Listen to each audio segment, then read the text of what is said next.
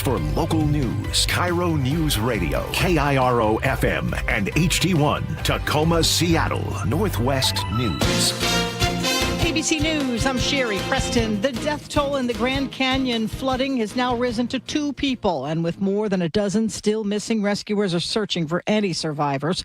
ABC's Ginger Z says more rain is in the forecast as well. There's kind of a general risk with all that monsoon moisture throughout Arizona, parts of New Mexico, Colorado, but the focus here on Utah is for 1 inch per hour rainfall rates. You say, well, that doesn't seem that big, but that is huge, especially if it hits a burn scar or it gets into one of those places that's been very dry because the drought has been expanding. This is the first full week of deliberations for the jury in the Lindsay Clancy murder trial. She is accused of intentionally killing her 3 children in 2023. She says she did it while suffering from postpartum psychosis, the jury deciding if she should be held criminally responsible. The jury could begin deliberations today in Dwayne Davis's Las Vegas trial. He is accused of taking part in Tupac Shakur's murder 30 years ago. This is ABC News. Deliberations could begin today in the trial for Dwayne Davis. He is accused of helping to kill Tupac Shakur 30 years ago in Las Vegas. ABC's Alex Stone is there. Today, jurors will hear closing arguments here, and then we'll begin deciding if the only man ever charged in the 1996 murder of Tupac Shakur should be convicted or is not guilty. The trial was expected to last a month or longer, but testimony took less than 2 weeks. Prosecutors say jurors should convict Dwayne Davis based on years of claiming to police in a book and interviews that he was involved in Shakur's murder. But his defense team says he was lying to sell books, and without firm physical evidence, a jury must find him not guilty. Alex Stone, ABC News, at the Clark County Courthouse in Las Vegas. Dolly Parton's not done yet. My coat of many colors. Her estate has announced that Dolly Fest, a 2-day festival in honor of her, will be held in Nashville and London next year. I'm Sherry Preston, ABC News. About 50,000 students could be kept out of class starting Wednesday if the district and the union can't reach a deal by tomorrow. Let's get a check on the roads right now. 50 minutes Linwood to Bellevue, about 45 from Linwood to Seattle. Over on northbound I-5, about 45 minutes Federal Way to Seattle. Renton to Bellevue, 30 minutes. Valley Freeway is under 45. The lake bridges are looking okay right now. There is some slowing on the way to the Mount Baker Tunnel. It'll take you at least 22 minutes from Bellevue to Renton.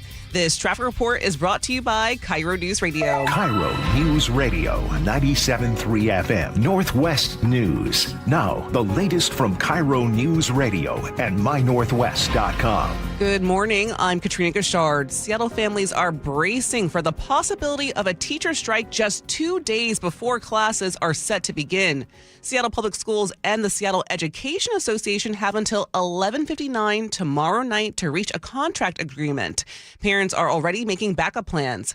Matt Becker tells KIRO 7 TV. I'm just going to plan on staying home this week, no matter what, for sort of separate reasons. And if it goes on beyond that, well, I don't really have a contingency plan at this time, I'm sorry to say. The union says a strike would begin Wednesday if no deal is reached.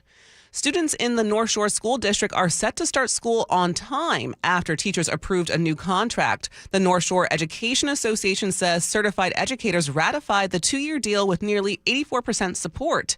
District and union leaders say the contracts include stronger pay, benefits, and support for students and staff. Tomorrow is the first day for that district. Questions remain after bounty hunters fired non-lethal rounds while trying to stop a suspect near Seattle's Sandal Park.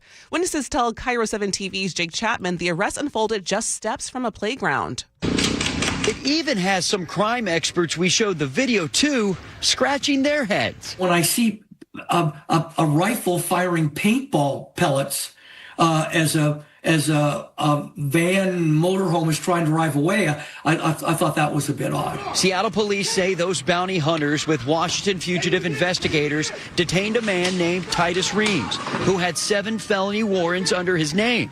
Reams was booked in the Pierce County Jail for organized theft and drug possession charges that date back to 2021. A 16-year-old tennis star from Redmond has already earned $140,000 at the U.S. Open, and she has not even played a main draw match yet. While training for the qualifying rounds earlier this year, Christina Lutova told KIRO News Radio she wants to take care of her mom. I want to make sure that she's happy and in the future she has easy life, kind of, a house, a cat, and just watch my matches with no worries and no pressure. She is the youngest player in the tournament and the firstborn in the 2010s to reach a Grand Slam main draw. She faces Olympic gold medalist Quinn Zhang this morning at 8. You can read more at mynorthwest.com. And now for your forecast, we've got some partly cloudy skies today. Highs will be in the low 70s. Right now, it's about 60 in downtown Seattle. I'm Katrina Gashard, KIRO News Radio. Your best source for local news, serving Western Washington and the world with the KIRO News Radio App. Always streaming live on your smart speakers. You're listening to KIRO News Radio, Northwest News. This is the Gee and Ursula Show with G. Scott and Ursula Reutin. Ursula, we have a lot of company today. That's what I'm going to call it. All day today, there's going to be some guests that's going to be on the show. Yes. So just wanted to prepare you. House is clean. Everything is ready to go. Yes, including, we have a lot of guests, Yes. and one is a Gee and Ursula Show exclusive interview. Former Seattle Police Chief Sean Barnes is breaking his silence after being forced out of the job, and he joins us live in studio in just a few seconds. Then coming up at 10, one of the most talked about stars of Married at First Sight Seattle joins us. Yes. So this is someone who found himself at the center of controversy over comments he made to his new wife, and then shortly afterward, he was out of his job at a local college. And then at 11, our favorite Little League dad is back. This time he's bringing his son with him after the incredible run at the Little League World Series. Let's get right to it. Top stories of the day brought to you by Pendergast Law. Last month, Sean Barnes became the latest Seattle police chief to leave the department. After the deadly bite of Seattle shooting, questions about communication, travel, and even where his family lived became part of the controversy. Days later, Mayor Katie Wilson asked for his resignation. Former Seattle Police Chief Sean Barnes joins us now. Chief, good morning. Good morning. Good morning. Good to see you. Thank you for joining us. I just want to get right to it and take us back to the very moment that you first found out that you were being asked to resign as Seattle Police Chief. Well, I was having lunch with my family who was here in Seattle. It was there 2 weeks to come here in the summer. Everything was clear.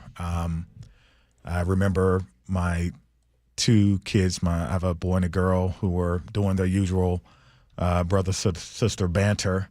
And I actually got a call from you, if you remember, informing me that you had heard rumors that that I would be asked to resign on that day. That's not uncommon. I've received calls like that almost every day since the changeover in mayor administrations. But nevertheless, we had a vigil planned that I was going to plan to attend earlier that day, along with some media that got canceled. I was in the office with staff, and I just received a call to be in the mayor's office at 6 p.m. So then I turned my attention to my family and to my wife, and we had prepared for that inevitability since last November. You keep bringing up that you had been hearing rumors in the past. Did you see this coming? Well, you have to understand that one of the very first questions that was asked of the new mayor was whether or not she was going to keep me, which I thought was an interesting question, considering it was November. She had just won an election, and less than 6 months prior, I had been confirmed unanimously by city council. We had reduced crime, and especially homicides, to the pre-pandemic levels. We had an 80% clearance on homicide, something that the community was demanding, something that cannot happen without community trust. The year prior to me getting here, our clearance rates was 45%. I felt like we were going in the right direction, yet for some reason, the number one question she was receiving was whether or not she was going to keep me. And I felt like that was an odd question, considering we were doing the things that our community had asked us to do. So when you did have your meeting with the mayor, did she give you any specific reasons, or were you told that she simply had lost confidence in you? No, we, again, I told you that my wife and I had prepared not only emotionally, but legally. So when I went into the meeting, it was to listen. And what I heard was that I was going to be asked to resign, and that a subsequent meeting was going to be held the following day. And then I turned things over to my attorney. On July 31st, the mayor had a press conference. She announced the new interim chief, and then she also addressed her decision somewhat to ask you to resign. This is what she said. As the mayor, as the executive of the city, I do have a different window into our police department than they do, and I'm making the decision that I believe is best and urgent at this time for our police department and for this city. Do you know what she was referring to, or do you think she simply had it in for you from the time she took office? You know, I think that's a question for her. There was so much going on, and I understand that in leadership you have to weigh all the things that you were hearing. But I met with the mayor regularly. I met with her at least every other week, trying to inform her on what was going on inside the department, our challenges, and how I was trying to work to fix those challenges. Receive feedback from some of the people in the mayor's office to work harder on explaining how we were solving some of those problems. So I tried to do that. But what I try to do each and every day, and what leaders have to do, is that you have to come in and you have to focus, you have to work hard, and sometimes you actually do have to let the chips fall where they may. As a leader, you have to look yourself in the mirror every single day. You have to say that I take it to the max every single day. When I was at work, that I do the things that I said I was going to do, that I center the voices of those most impacted by my decisions. And at the end of the day, if you are asked to leave or dismissed or things don't go well, you got to know that you left it all out on that field. And that's what I've tried to do here. You listen to the voice of former Seattle Police Chief Sean Barnes here on the Gee and Ursula Show. The conversations after you have been gone, there has been a lot of them. One of them has been about residence and where you lived and where your family lived. First question is, where did you live? I live in Pioneer Square. My neighbors, and I love them so much, they were prepared to write a letter to the mayor and to the public. He's our neighbor. We see him every day. Like, what is this about? But then they thought, well, then everyone know where you live, and that could be an issue. So they did not do that. I live in Pioneer Square, and I love my neighborhood. I love my community. My family loves coming here. My family lives in Chicago, and that was predetermined when I took this job under Mayor Bruce Harrell, who was so supportive that during his tenure, he gave me suggestions on where my wife could work. And so, it's a couple of things. If you give me just a couple of minutes, I just kind of want to address about that. I just believe in my heart of hearts that there is a new modern family dynamic. And some people are not in a position to turn down great opportunities that they have worked for because of their residency. And what I mean by that is my wife has worked extremely hard to be where she is. She's a cancer researcher. She works hard to prevent breast cancer in women. How dare me say, as a man, because I have a job in Seattle that I love, that I've worked for, you have to leave that right now without a plan and follow me. And I felt that coming to Seattle, a welcoming, progressive city, would understand that better than any city in America, which is why I took the job in the first place. Additionally, during my tenure here, my daughter had major surgery. And you're talking about going back to buy a wheelchair for your baby girl, but yet you're still working every single day for the people in Seattle, is a lot. And it just takes time. I was here less than 18 months. It takes time.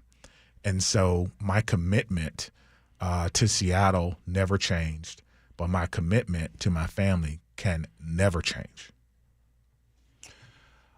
Can we talk about the Bite of Seattle tragedy? Sure.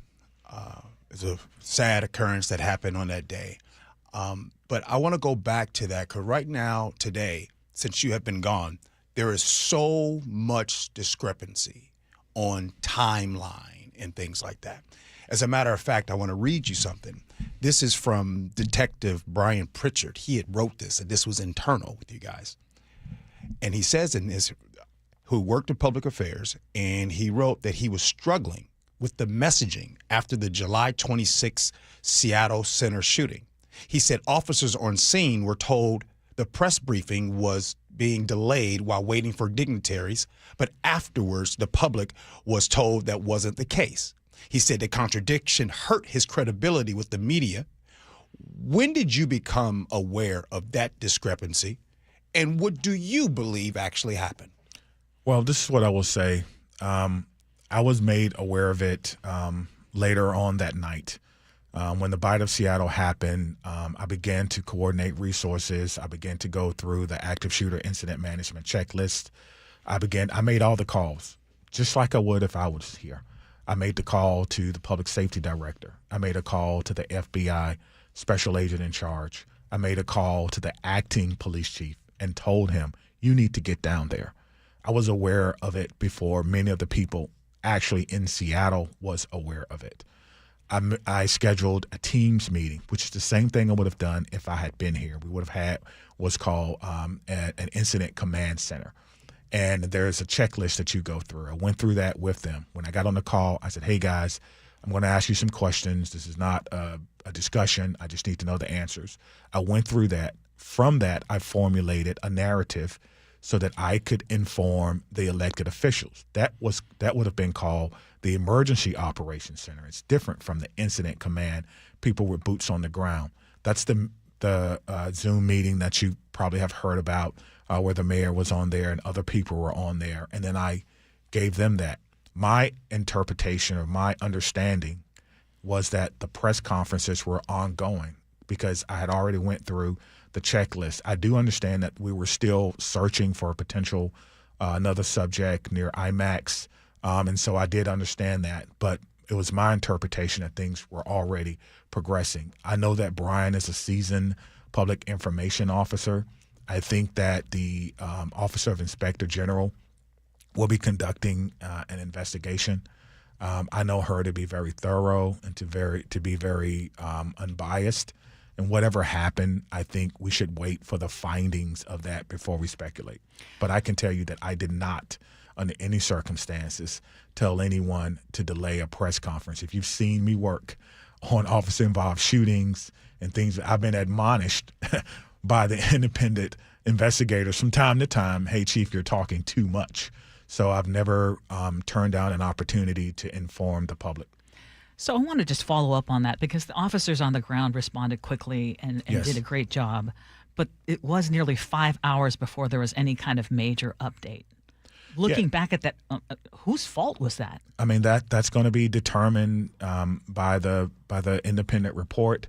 I do think that if, what the public wants to hear is that, hey, whoever we may be, made a mistake. We should have informed you. There was a lot going on. There was miscommunication, whatever the case may be, and then you move forward. Leadership, especially in public safety, is not a straight line. The community knows you're going to make mistakes. They know you're going to do things well, but you have to be able to continue on the course. We had 6 weeks here of FIFA where they said our city was one of the best cities for safety and for FIFA with no incidents, and everything was okay. Then we have a tragedy like the bite of Seattle. We can't fall apart. That's when you come together. That's when your leadership shows up. That's when you stick together. You admit mistakes. You do after actions. You say, we're going to make sure that this never happens again. And that's, I think, what people expect from leadership in a city, a major city like Seattle or any other major city. There's been speculation, and I know that you've heard it, that the news conference was delayed so that the governor and Congresswoman Pramila Jayapal could all be present along with the mayor, that they were the dignitaries that they were waiting for. Can you confirm that? I can't confirm that. I don't know. But what I do know is if that was the case, then just tell the community, hey, there was miscommunication or we were expecting them to be there. I don't know what the case may be. But what people want from leadership is accountability and to be able to say, I made a mistake. I've done it several times. Listen, as police chief, if you're not making mistakes, you're not trying. I make mistakes throughout the course. I've been a police officer for 27 years, a police chief for 7 years. Sometimes I make a mistake a day, but I grow from it, I learn from it, and I try to move forward, and I take accountability for that. And I think that's what the community really wants from us. Chief, I want to talk about vacations. Sure. I want to talk about your time off. That has been a huge topic that has been happening. Sure. Is there anything that you would change in how you did things when it comes to vacations? Can you explain what we are hearing and your understanding from vacation? Yeah, I think that's probably one of the biggest misconceptions that has been out there. It just kind of shows you the power of blogging and social media. The police chief job in Seattle is a 24/7 job. There is no vacation. I went to Chicago 4 times this year. 4 times this year. I had my Valentine's Day dinner with my wife over Zoom and have the Zoom link to show you. There are conferences, and the department has always been a part of the conversation. Each and every time I go to a training or an executive meeting, there are people there from the federal government. They're telling me about changes in immigration policy. You know, we're meeting with people from the White House. This is a job where you have to hear what's going on in the country so that you can come back and protect the people here in the city of Seattle. I do not take vacations. If there's a hole on my calendar, it doesn't mean that I was somewhere. Where have I been, right? I have not been on vacation. I've been working extremely hard for the city. But I understand people want a police chief to be present, and I have been present because as I have walked through the city of Seattle over this past month, the number of people who have come up to me and thanked me for my service and know that I've shown up for them and know where I have been, that kind of matters the most. Yesterday, I had an opportunity to go to the Seattle Summer Musical. Can I just shout out 2 people real quick and make sure I don't mess up their names? Isaiah Anderson Jr. and Michelle Lang Raymond, who put on that musical, gave me a big shout out for meeting with their group of kids earlier this year. That's what I know I'll be remembered for is the number of people who I have helped. Certainly, I understand, and I'm not, being defensive about it, but it is untrue of any narrative that I wasn't present and I wasn't here for the people of Seattle. You were listening to former Seattle Police Chief Sean Barnes. I've got to ask you a question because the Pierce County Sheriff Keith Swank posted something, and he alleged that you wanted to fight him and that interim Seattle Police Chief Andre Sales personally delivered that message at a law enforcement graduation. Did you send any such message like that? The answer is no. It's no, and I can even dignify that with an explanation because there is no explanation. The answer is no. This past month have been probably one of the most difficult, I think, of my career, maybe even my life, to be honest with you.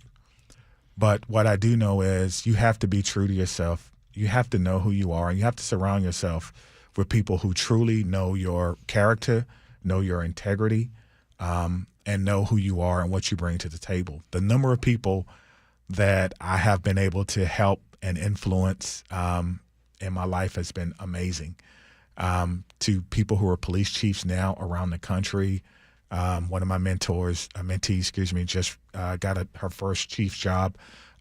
This is what I want to be remembered for. And again, the road to success is long, and there's hills and peaks and valleys, but you got to stay true to yourself. You got to keep moving forward, and you have to try to ignore the noise. Chief? Actually, if I could just follow up real quick, because I want to make sure. So basically, then the answer Sheriff is no. Keith Swank fabricated that story. I do not know him. I do not know him. The answer is no. Chief, listen, I got about 2 more questions, but our little time thing. Is it okay if we can go another 5 or so minutes after this commercial break. Yeah, we'll go 5 minutes. I don't want to be late for my next appointment. Okay. But yes, sir. That's fair. Okay. We'll have former Seattle Police Chief Sean Barnes, who'll continue to stay with us next. Gee Ursula.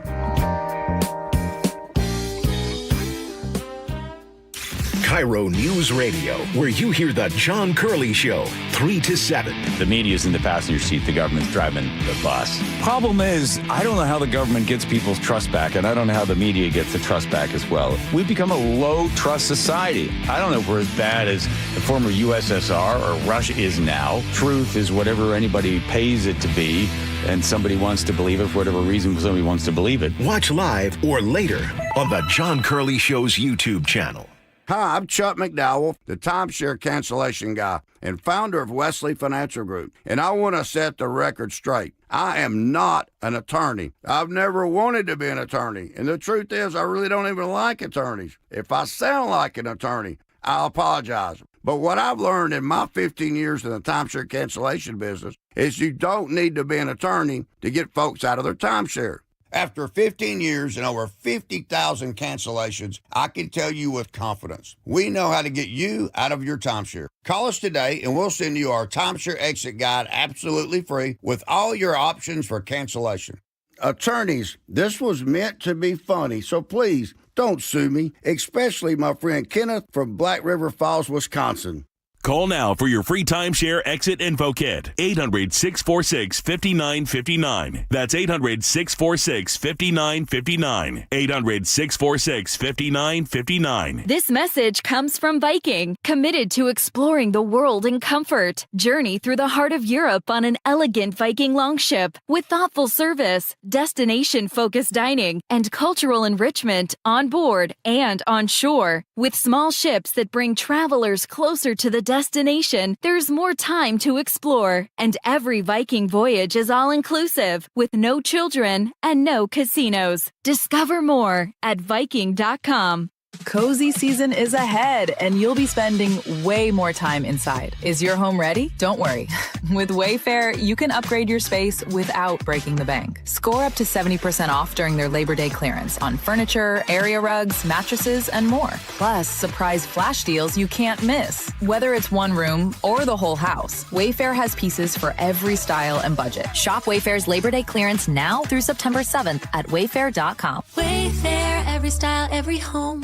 As kids go back to school, AAA Washington reminds you to zone in and slow down when driving in school zones. In recent studies, 71% of drivers were observed speeding through school zones, and 31% admitted to using their phone while driving through school zones. Please keep your eyes off your phone, pay attention to your speed, and focus on students, signage, and AAA school safety patrollers. If we all zone in and slow down, everyone can get to and from school safely. Life, liberty, and the pursuit of happiness. Those words weren't written for history books. They were written for you. But it's hard to pursue happiness when aging is part of everyday life. John Curley here. Longevity Medical Clinic was created to help people with overall wellness and longevity, including diabetes management, heart health, weight management, inflammation reduction, nutrition, cognitive health, hormone therapy, and more. I can tell you from personal experience, being a patient for 17 years, I have a richer, fuller life, and I'm better able to pursue my own happiness. As America celebrates 250 years of independence, give yourself the chance to reclaim yours. Independence from aging. Take control of your health before small issues become big problems. Experience a smarter, proactive approach to aging, backed by decades of experience with longevity. Do what I did and feel like yourself again. Get your free health analysis at Longevity Medical Clinic. Find out how at lmclinic.com. Hey, it's Jason Rantz here again with Greg Nunn from Nunn Better Tax Resolution. Greg, there are some folks getting CP 504 notices. This is not something that should be ignored. You need a professional. When you receive a CP 504 notice, alarm bells need to go off. And as much as you just want to push that envelope aside, because they know it's not going to be good. And it's not a very good notice to get, because it means the IRS is really coming down on you hard. Get help right away. Call somebody that knows what they're doing and get some assistance. How have you helped? We help them by understanding exactly where they're at. We interview them, we talk with them, find out. We'd like to know, how did you get here? And then we make a plan whereby we do our level best to help people with this struggle they are having now with their taxes. Judgment free. Judgment free. If you're having trouble with the IRS, call Greg Nunn with Nunn Better Tax Resolution, 425-947-1967, or Google NUNN, Nunn Better Tax Resolution. Hey, Jake Skorheim here. If you have a new roof on your to-do list, don't wait until the weather changes and risk another wet fall and winter. Call Valentine Roofing now. With Valentine's priority scheduling, your roofing project can get started in as little as 3 weeks. Plus, with approved financing, there's no money down and you don't pay until your roof is complete. So don't wait for the first leak. Call 206 Roofing today to get started within 3 weeks. That's 206 Roofing. And remember, when you see the red Valentine van, you know your home is in good hands. Guys, your testosterone level impacts your energy, drive, weight, hair loss, and even ED. Revive Men's Health Seattle will check your T level for free. For your free T level check, exam, and consultation, call 206-529-1111 or visit revivemenshealth.com. KIRO News Radio 97.3 FM Northwest News. Now, the latest from KIRO News Radio and mynorthwest.com. Good morning. I'm Katrina Gashard. 2 people have now been confirmed dead after major flash flooding at the Grand Canyon over the weekend. More than a dozen people are still unaccounted for. ABC's Melissa Adden at the Grand Canyon. Where we are, it is miles away down in that Bright Angel Phantom Ranch area where this dangerous flash flooding happened, and there is no cell service. It is very hard to get a hold of people, so unless you have a satellite phone, it is very difficult for campers or hikers to get word that they are okay. Here in Washington, police are investigating a shooting in West Seattle that left a 21-year-old man seriously injured. Officers found the victim shot in the arm and leg late last night along Southwest Holden Street. Investigators say he was walking through an alley with a relative when someone in a light-colored car opened fire. The man was taken to Harborview in serious but stable condition. Students in the Bethel School District are walking into a brand new high school today. Principal Christy Rodriguez tells KIRO 7 TV. So we have a state-of-the-art facility compared to what we've had in our last building. So I'm so excited for our students and the community that will be here in this space. The long-awaited new Bethel High School in Graham replaces the aging campus that opened in 1952. The new 2-story school features an updated STEM lab, career and technical education space, a performing arts center, and room for up to 1,800 students. District leaders say the project was nearly 2 decades in the making. A nationwide rice recall now includes Washington state. The FDA says certain packages of Lundberg Family Farms white jasmine rice may contain foreign materials and could still be in consumers' homes, even though the product was removed from store shelves months ago. Shoppers should check for Best By dates of February 1st or 2nd, 2027. No illnesses or injuries have been reported. Now to your KIRO News Radio real-time traffic. About 45 minutes Linwood to Bellevue, 40 Linwood to Seattle. Over on northbound I-5, it's about 40 minutes from Federal Way to Seattle. This traffic report is brought to you by Global Credit Union. Global Credit Union, where members enjoy no-fee accounts and early payday with direct deposit. Learn more at globalcu.org. For your forecast on this Monday morning, we've got some partly cloudy skies. Highs today will be in the low 70s. Right now, it's about 60 in downtown Seattle. I'm Katrina Gashard, KIRO News Radio. Your best source for local news. You're listening to KIRO News Radio, Northwest News. Welcome back to the Gee and Ursula Show. We are continuing our exclusive interview with former Seattle Police Chief Sean Barnes. Chief, what are you most proud of? What accomplishment during your time here in Seattle are you most proud of? I think the thing that I'm most proud of is that we centered the voices of people most impacted, and we uplifted the voices of people who were seldom heard. We put police officers on the streets in neighborhoods. We put police officers at 12th and Jackson dedicated for the first time in a very, very long time. We put officers in Magnuson Park. We launched Our City, Our Safety, where we allow the community to help us write our strategic plan for each particular precinct. We promoted people who did well on promotional processes that, quite frankly, probably would not have gotten an opportunity to lead if I had not been here. We tried to develop people internally. We really uplifted our professional staff. A lot of times the professional staff do not get the credit that they deserve. we uplifted them. We did leadership training with our people, and we tried to make sure that we had a department that understood that we were harm-focused, that we wanted to be intelligence-led. We were going to work on community problems, be evidence-based, and we wanted to have solutions that were sustainable. Chief, were you treated fairly? Yeah, it's policing, right? And, you know, I don't know. I think when I first got here, people initially kind of jumped on. I'll give you an example. According to the Office of Police Accountability, I think OPA, I had 6 complaints before I took the job. I wasn't even here yet. I was still in Madison, Wisconsin, and 6 people complained on me, and I had not even come here yet. So, but you know, being a leader really isn't about being fair. You have to focus on what is the mission of the day, what are we trying to do, and then you have to worry about, are you doing everything in your power to empower other people to get the job done? And you know, if you're waiting for something to be fair, you probably need to go to the state fair. But other than that, it's probably not going to happen.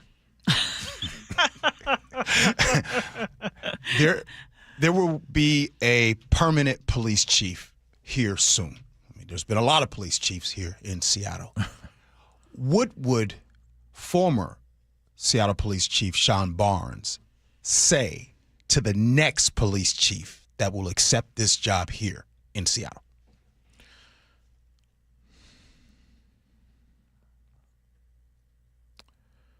I think I would tell the next person to listen to the community, listen to the officers, but just in hindsight, just develop a better relationship with the mayor. You know, ultimately it's the mayor's call. And so, you know, relationships matter, but it takes time to develop relationships. I only had 7 months, and in 7 months, I don't think I was able to develop the relationship as strongly as I wanted to, because I didn't go through the process with her. I went through the process with Mayor Harrell. But what I will tell the Seattle community is, make sure you have a voice in the next police chief. Make sure there's an opportunity to hear from the candidates. Make sure there's an opportunity to ask tough questions and be transparent and honest about what it is you want from him, because the job isn't politics, but it is politicky. And so you're going to have to know that. What lesson have you taken, or lessons have you taken from all of this? And if anything, what would you have done differently during your time here? I think the biggest lesson that I will take forth from this is, you know, you have to have a strong team around you. You have to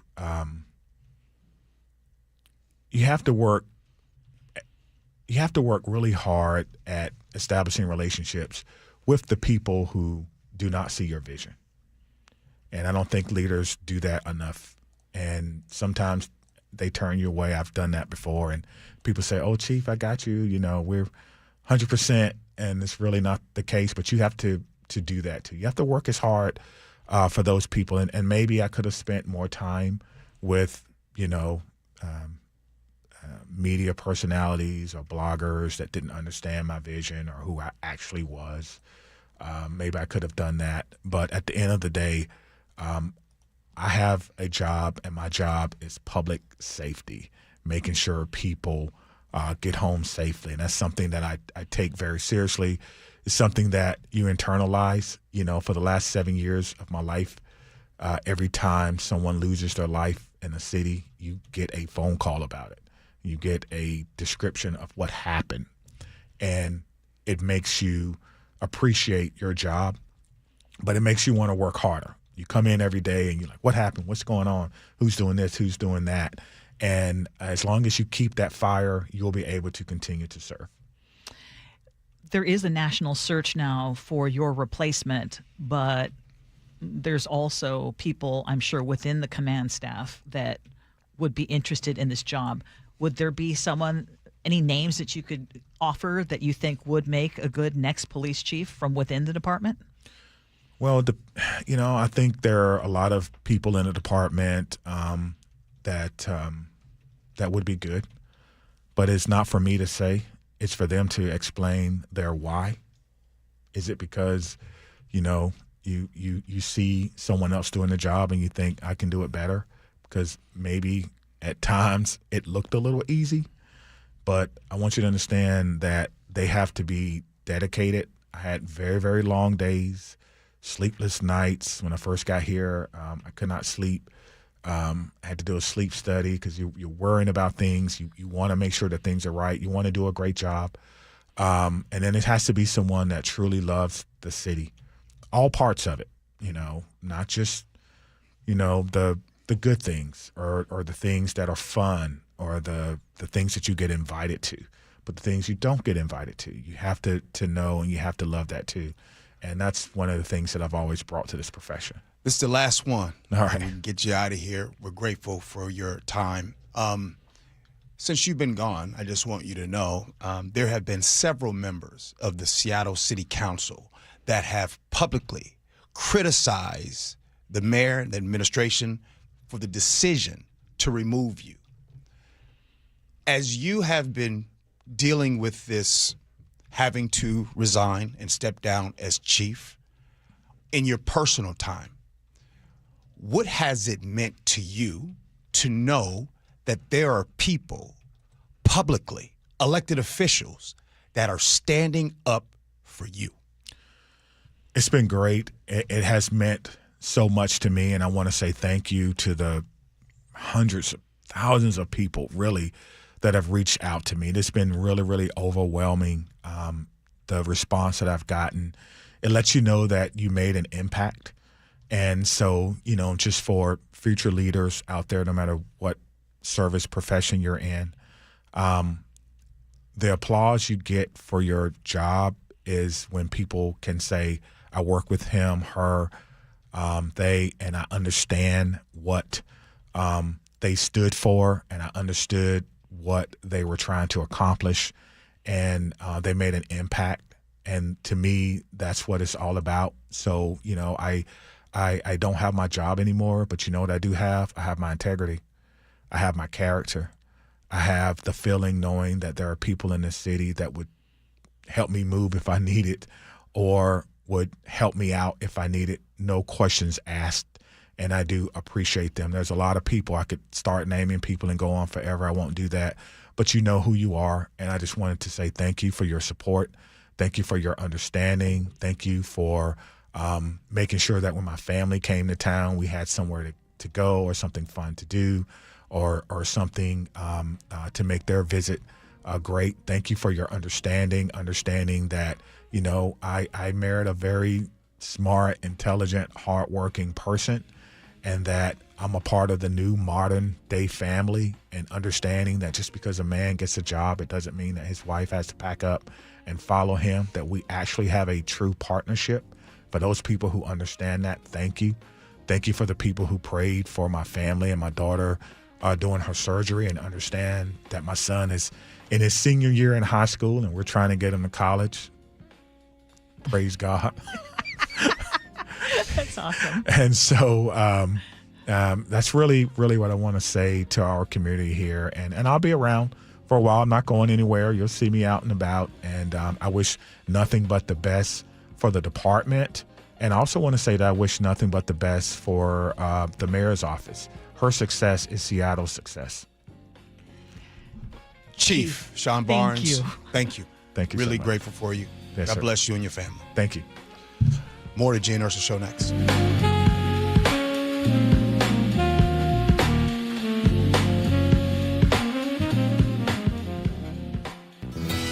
At Carrier, we know that a comfortable home is a happy one. Whether it's with innovative breakthroughs in heating and cooling efficiency, or with different ways to control your home's temperature and air quality, we are always imagining new ways to make your home totally comfortable. Turn to the experts and let your local Carrier heating and cooling dealer improve your home's comfort and efficiency. Visit CarrierNorthwest.com to find an expert near you. Carrier, turn to the experts. zone, AutoZone. Welcome to AutoZone. What are you working on today? Truck started slow. Battery might be toast. Slow starts are the first sign of heat damage to your battery. We'll test it, no charge. Thanks. And if it is dead? We'll set you up with a new, fully warranted battery, some up to 5 years, and we'll recycle the old one. Thanks for the rundown. Lead the way. Get free battery testing, charging, and recycling at AutoZone. Get in the zone, AutoZone. Restrictions apply. Tired of hearing scary radio ads about the IRS? Tax Relief Advocates is different. TRA is here to tell you that if you owe money to the IRS, whether it's $5,000 or $500,000, we have a solution. TRA can eliminate or reduce what you owe to the IRS with zero risk to you. We have over 1,000 5-star reviews on Google and an A+ with a BBB. End your tax nightmare today by visiting TRA.com or call 800-583-6681. That's 800-583-6681. Spike O'Neill here. If your loved one's caregiver is planning a vacation or just needs a break, want to consider Aegis Living Respite Care. A short-term stay that provides 24/7 expert care, Aegis Living amenities, and peace of mind for you and your family. Go to aegisliving.com/spike to schedule a visit today. Is your car's AC blowing warm air? Don't sweat it. Right now, save $50 on any AC service at Bucky's Complete Auto Repair. Honest pricing, guaranteed work, 16 family-owned locations, and no appointment needed. Stay cool this summer. Bucky's.com. Pump up the volume. Business moves fast. Orders roll in, deadlines close in. When you ship with USPS Ground Advantage, you can keep up with confidence. Every package stays in our secure network from dock to door. And with nationwide reach, dependable tracking, and upfront affordable pricing, you get built-in peace of mind. You run the business. We run the routes. Visit USPS.com/Ground Advantage to learn more. Doug. Here at Liberty Mutual, we work with independent insurance agents who work for you. They really get to know you, so the more you share, the more it helps. Up to a point. So definitely list any vehicles you own, but not all your allergies. Achoo! Tell them about your home square footage, but not your gossipy neighbor. Ugh, he's so gossipy. Budget? Yes. Your dream journal? Probably not. So I was talking to a moose, and the moose just... For expert advice and personalized recommendations, find a local agent at libertymutual.com. Liberty, liberty, liberty, liberty. Did you see what Olympia is calling their latest new tax? The millionaire's tax? Yep. You know, it's really an income tax. So what's the difference? A millionaire's tax doesn't sound like it applies to you, but it does. Olympia created the income tax and refused to limit it. They left the door open to tax everyone, including you. So what do we do? Vote yes on Initiative 645. It repeals the income tax completely, so Olympia can't expand it and get into your paycheck. Wait, we're repealing an income tax? Yes, we're repealing an income tax. And we vote yes to repeal it? Yes. Vote yes to repeal the income tax. Okay. Vote yes to repeal the income tax. Well, see, they picked that name on purpose. Tell your friends vote yes on Initiative 645. Let's repeal the income tax. Visit voteyes645.com for more information. Paid for by Vote Yes, Repeal the Income Tax. Top 5 contributors, BIAW Member Services Corp., Peter and Liz Moorkill, Catalan Solutions, Inc., Steve Gordon. Looking for a simple solution to hair loss this summer? Get the same breakthrough one-day treatment I received at Advanced Hair during their once yearly summer savings event. Your own natural hair begins to regrow the very next day, and Advanced Hair guarantees it will grow. Take advantage of your flexible summer calendar and get the most hair for your dollar during their best offer of the year. For details and a free consultation, call 425-449-8185, advancedhair.com. For 250 years, Americans have believed in one powerful idea, that we are meant to live free. Free to work hard, free to move, free to enjoy life without being held back. But if the natural effects of aging are slowing you down, it might be time to declare your independence from aging. John Curley here. Longevity Medical Clinic has been treating the undesirable effects of aging for nearly 30 years. They have more clinical experience with actual patient care than any longevity practice in the country. I've been a patient for 17 years. Wow, time flies when you got a lot of energy. I don't know where I'd be today without longevity. Longevity Medical Clinic was started so people can get back to living life on their own terms, walking, working, exercising, and enjoying the moments that matter most. This year, as we celebrate 250 years of American independence, take a stand for your own freedom. Get your free health analysis at Longevity Medical Clinic. Find out more at lmclinic.com. It is Gee Ursula Show. Hey, coming up in the 10 o'clock hour, if you've ever watched the show, Married at First Sight, yes, you heard that right, Married at First Sight, we will have one of, would we call them contestants? Or what will we call them? Well, one of the husbands. Boom. Yes. Thank you, Ursula. We have one of Because husbands. this was a local edition. So, right? Local edition. Well, it was all local. Yes. And this guy, Dr. Sean Best, specifically, is who we're going to have on. He's going to join our show next. We got some questions. Yeah, because he doesn't have a job. Yeah. Yeah. And we're wondering how that relates to what was said on the show. Right. And we'll also have some of our top stories. Yes, we will. Ursula, your thoughts. We just had former Seattle Police Chief Sean Barnes in here. I want to get your takeaway, my friend. A couple of things really stood out. One is he was given any and every opportunity to express bitterness, express anger, express, say all sorts of things about the mayor and her decision. And he really stayed above the fray on that and wants the investigation to play out. And that was very telling. Another thing that stood out to me was when you asked him, were you treated fairly? And there was this long pause. And then he said, and in fact, Mike in Portland pointed it out too.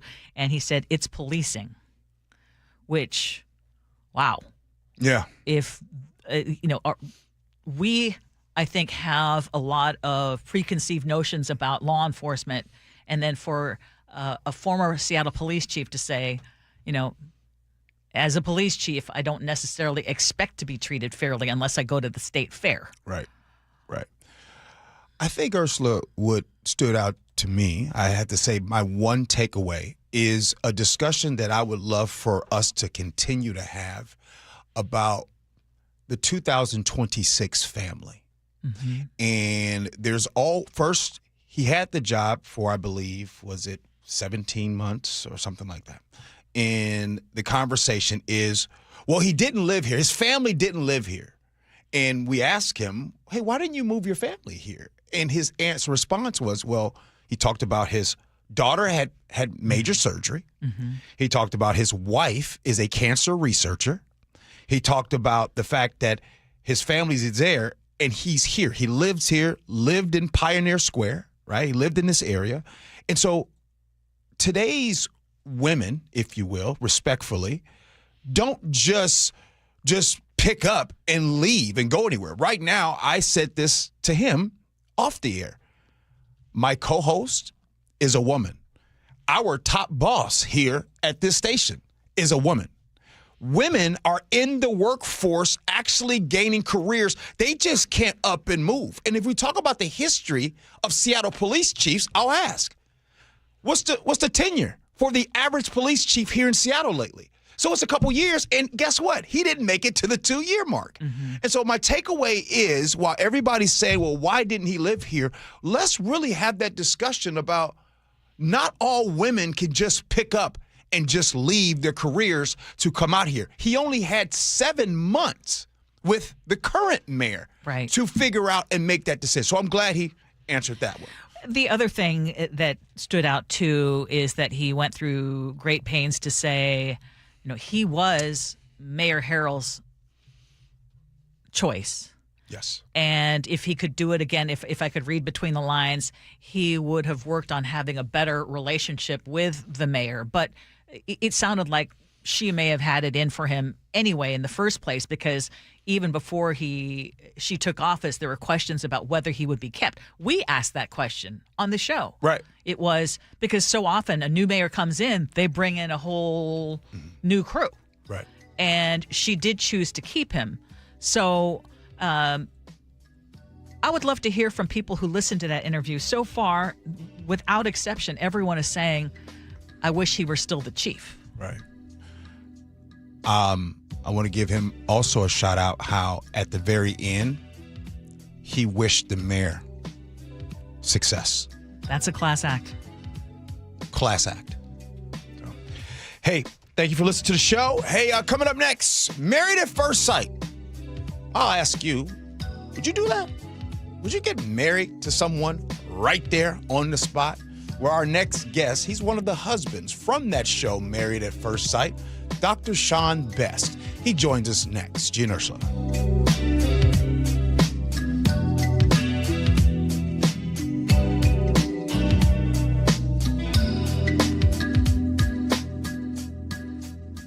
Bonneville, Seattle, and KIRO News Radio are looking for organizations that regularly distribute information about employment opportunities to job applicants or have job applicants to refer. If your organization would like to receive notifications of job vacancies, please notify Human Resources at 1820 Eastlake Avenue East, Seattle, Washington 98102, or email us at seattlealljobs@bonneville.com or call 206-726-6902. Bonneville is an equal opportunity employer.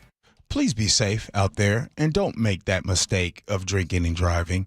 I'm here with DUI Heroes, and DUI Heroes, is their job to help those get their life back together after a mistake of DUI. They defend you, the person, the human, during a traumatizing and stressful time that you're going through.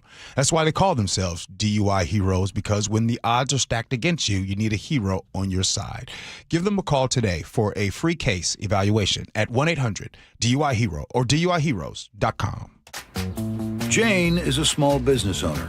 Tell them what that's like, Jane. Yeah, well, it's like a roller coaster with a lot of ups and downs, and some days things can feel like they're flying off the rails.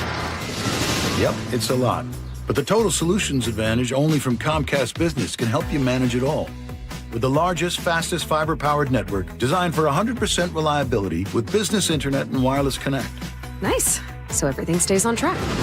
The Total Solutions Advantage. No one does business like Comcast Business. The more solutions you add, the more you save. Get started today with a qualifying internet package for as low as $60 a month when you add an advanced solution. Plus, new customers, ask how to get up to $1,500 in prepaid cards when you add 2 lines of mobile to a qualifying gig bundle. Don't wait. Call today. Limited time offer. Restrictions apply. New customers only. 1-year agreement, paperless billing, and automatic payments with bank account required. $60 offer requires 300 meg internet, security edge, and additional qualifying service. Equipment, taxes, and fees extra. Prepaid card offers end 9/13/2026.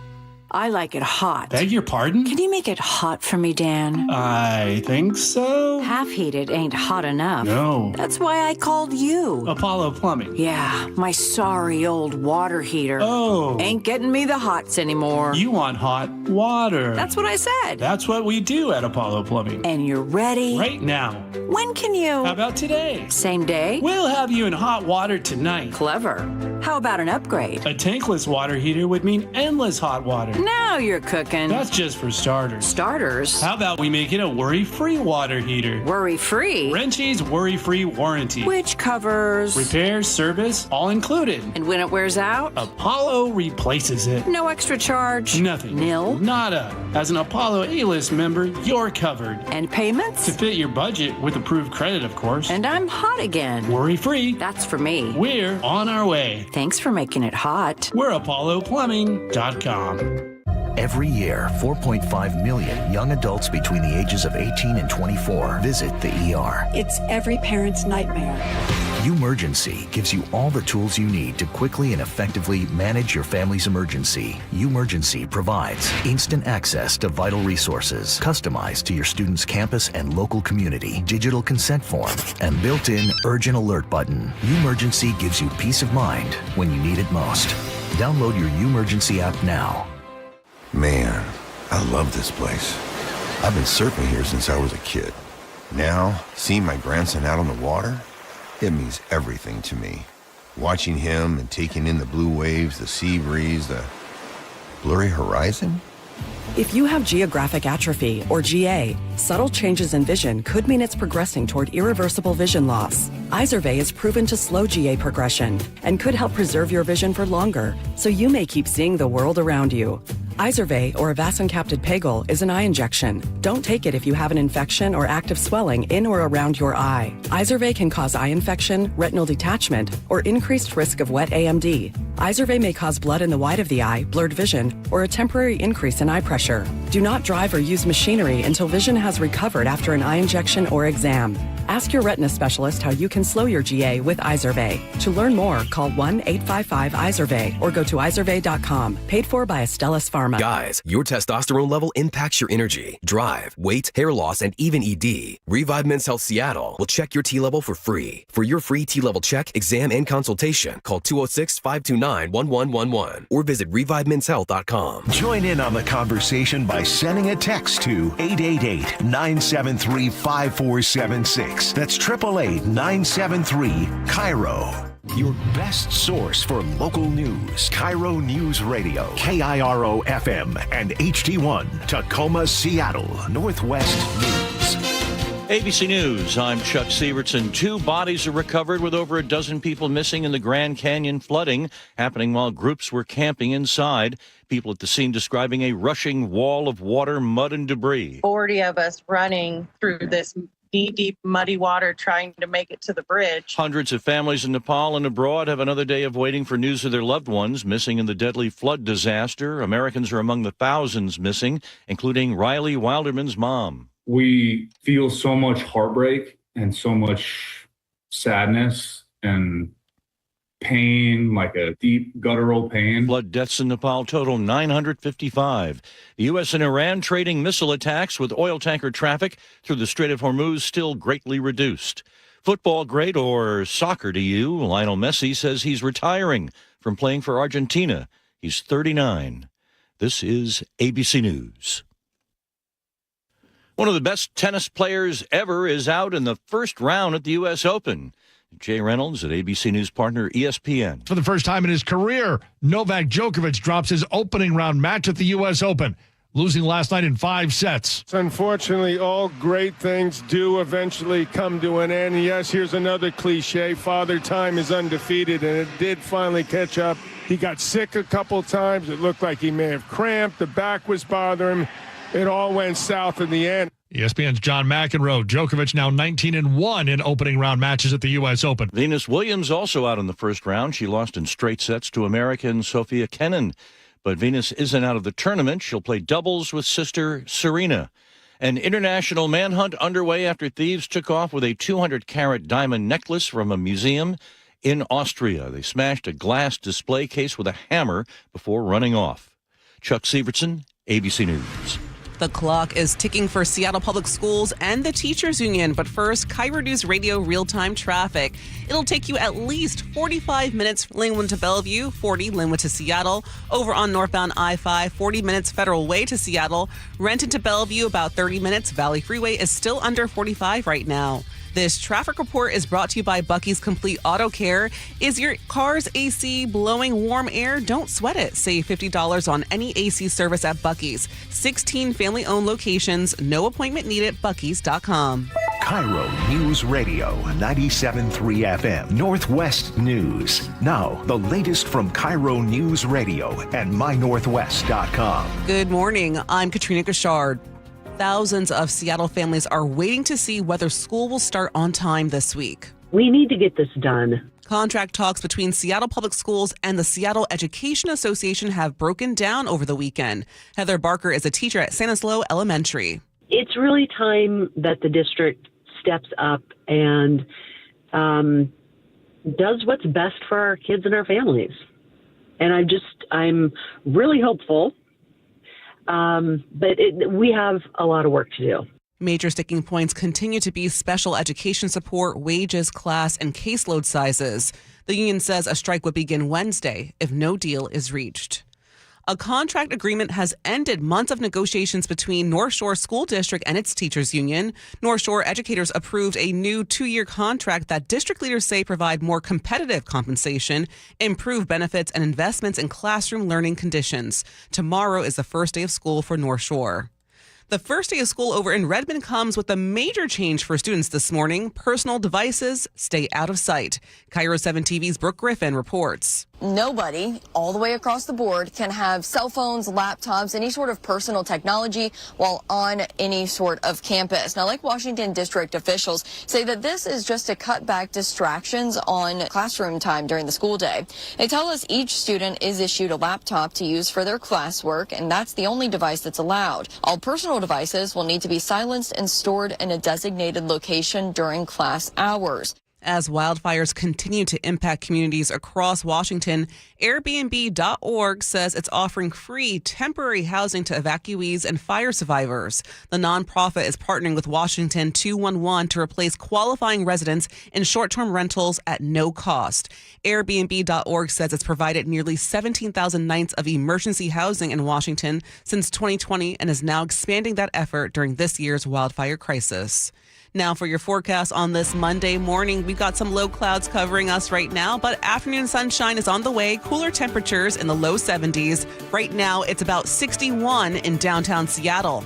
I'm Katrina Gashard, KIRO News Radio. Your best source for local news, serving Western Washington and the world with the KIRO Newsradio App. Always streaming live on your smart speakers. You're listening to KIRO News Radio, Northwest News. This is the Gee and Ursula Show with G. Scott and Ursula Reutin. You know, Ursula, after that interview with former Seattle Police Chief Sean Barnes, it seems like we got a lot of folks that are texting in about it. So I feel we should maybe have a discussion about it again at the top of 11. Yes. Maybe involve some of these text messages. Absolutely. So you know how we kind of one big family. They got some things to say, and we want to include that. Let's do it at 11. Absolutely. And if you have something on your mind about that interview and you want to text it in, Muckleshoot Casino and Resort text line is 888-973-5476. That's 888-973-KIRO. What's new at 10? So one of our top stories this morning is that Seattle teachers are now moving closer to a strike, but they are not the only public workers putting pressure on their employers this week. Seattle Public Schools and the union representing about 6,000 teachers and staff are still without contract, and school is supposed to be starting on Wednesday. And if there's no deal by tomorrow night, a strike could keep about 50,000 students out of class. Pay, staffing, workloads, and special education are still the major sticking points. A lot of details on all of that. But I also want to point out that today, thousands of other public employees are going to be walking off the job across the state. The Washington Federation of State Employees says workers are staging walkouts at more than 125 different locations, including state agencies, community colleges, universities, and healthcare facilities. And that union represents about 52,000 workers. They say they want better pay and relief from staffing shortages and growing workloads. So heading into this Labor Day weekend, our state is seeing a lot of labor pressure from the classroom all the way to state government. Both you and I, we talk about our teachers out there, and we want the pay to be good. We want the help inside of the classroom. We don't want them overworked. And I think that is a collective agreement amongst all of us. But let me tell you what's some BS right here and that I read here. Mm-hmm. On March 6th, according to this article, on March 6th, the district asked to start bargaining. On March 6th, they said, we were willing and ready to meet anytime, anywhere. However, SEA, the union, they responded to our multiple entreaties with requests for data and did not commit. Oh, what do you got? This is from the superintendent. So it's not an article. It's from the superintendent with his response. Right.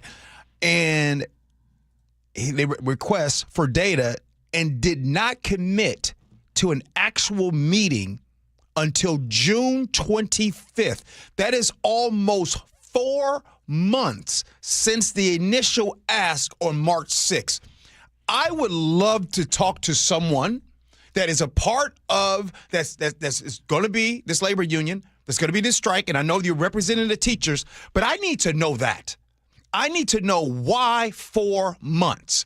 Why prolong that? Because here we go again. I feel like when I see something like that, it makes me think, did you do that on purpose? Did you do that so the timing could be right here? So in Ursula's news, top stories of the day, so we can be talking about this right here, so we can be talking about on, is it Tuesday or Wednesday? Yeah, well, tomorrow night is the deadline because Wednesday school's supposed to start. People are scrambling right now for backup plans if they have to have daycare, which they weren't expecting. Yeah. And that is the unfortunate thing. I mean, and you and I think, are on the same page when it comes to, I respect. First of all, we have great respect for teachers. Yes. I also respect the right of these workers to bargain hard. That's what a union is supposed to do. Mm-hmm. Sometimes the threat of a strike is the leverage you have. But in addition to what you pointed out, that the superintendent in his 2,000-word letter explaining to parents what's going on, which was, I'm going to tell you right now, highly unusual for the superintendent. He said he'd never done it before either. But he's like, wait a minute, there's a lot of stuff going out there, and I want to make sure that you hear the other side of the story. Mm-hmm. Right now, there's another reality going on outside of that bargaining room. I mean, how many days? I don't go a day without in my news talking about hundreds or thousands of people being laid off right now.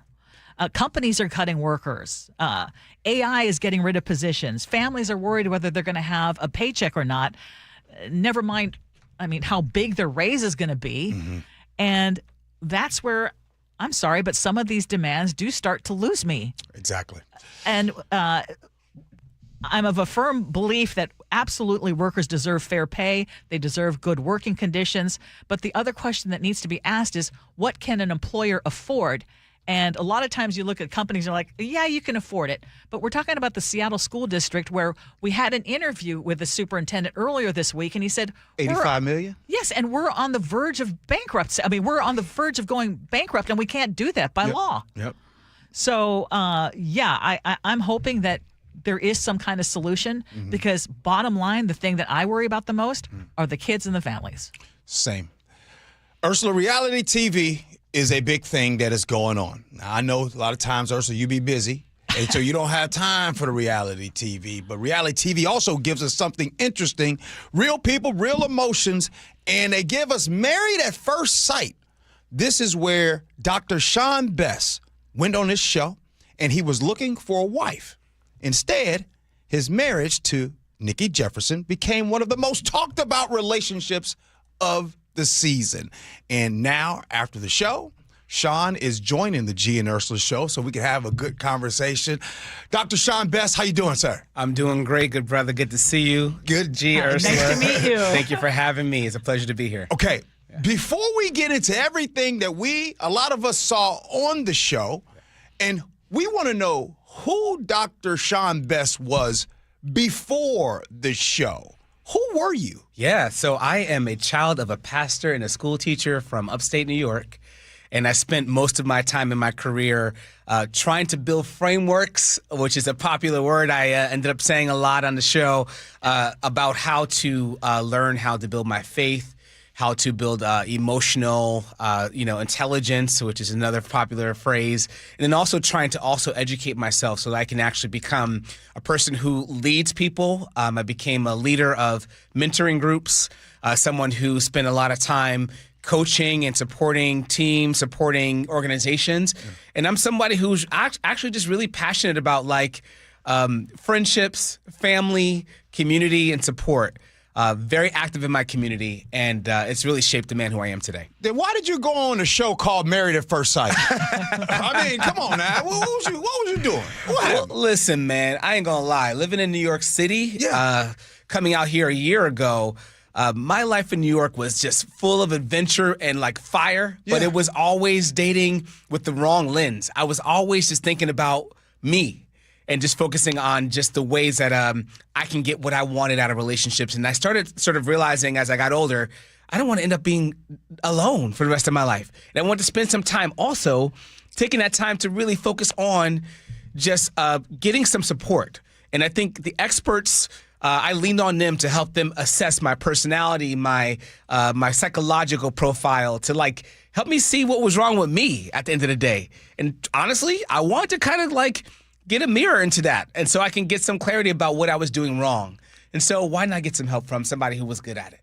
And for people who don't follow the show, and I'll be honest, I'm one of them. I don't follow the show, but I do understand the premise. It's basically strangers meet for the first time at the altar, and then you actually legally get married, and then you try to build a relationship, right? It's insane. It is insane. Yeah, Yes, not quite legal, but it is insane. Okay.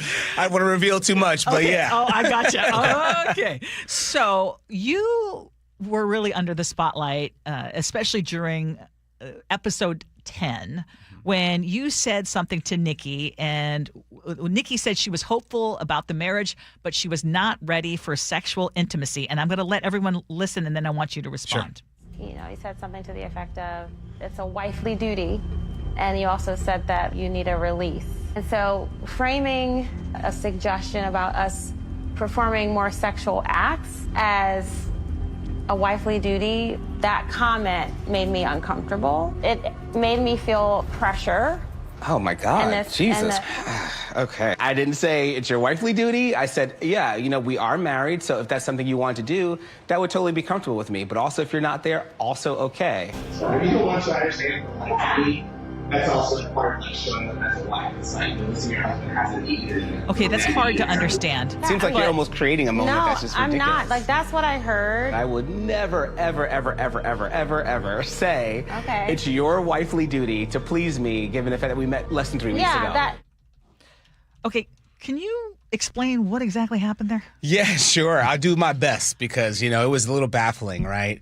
And so there was a moment we had in the kitchen in that morning where essentially we had been having, conversations about what would it look like to go to the next level in our intimate relationship.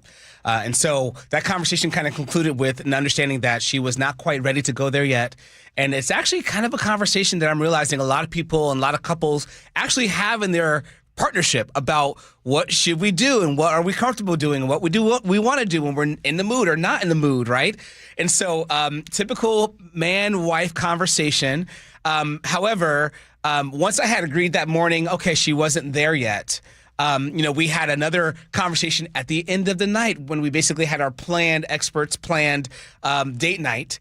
And in that date night, she brings up you said it's my wifely duty. And I'm like, oh, no, I'm feeling caught because I felt like I never used the word wifely duty. I said, these are things that wives do. This is things that, I think my wife could do. But it wasn't a good attempt at an explanation. I basically should have just kind of owned it really quickly and been like, you know what? You're not comfortable. I'm cool with that, right? But instead, I found myself kind of trying to defend the semantics of the words that were said. And then that turned into sort of a denial of what basically that moment might have been, right? So essentially what I wanted to be clear about, which I didn't think I did a great job, was saying that no woman should ever be pressured to do something more than they want to do, right? It's never up to the husband to say, I need you to do this for me because I'm ready, and that's not a partnership. So I feel like part of that maybe wasn't captured on TV, but also at the same time, I have to take accountability and full responsibility for making sure that I'm not saying words that are not pressuring my partner into anything. So that's kind of what happened. Does that make sense? Yeah, it does. And just to follow up, you did an Instagram apology and you said you gaslit Nikki and that you were big wrong.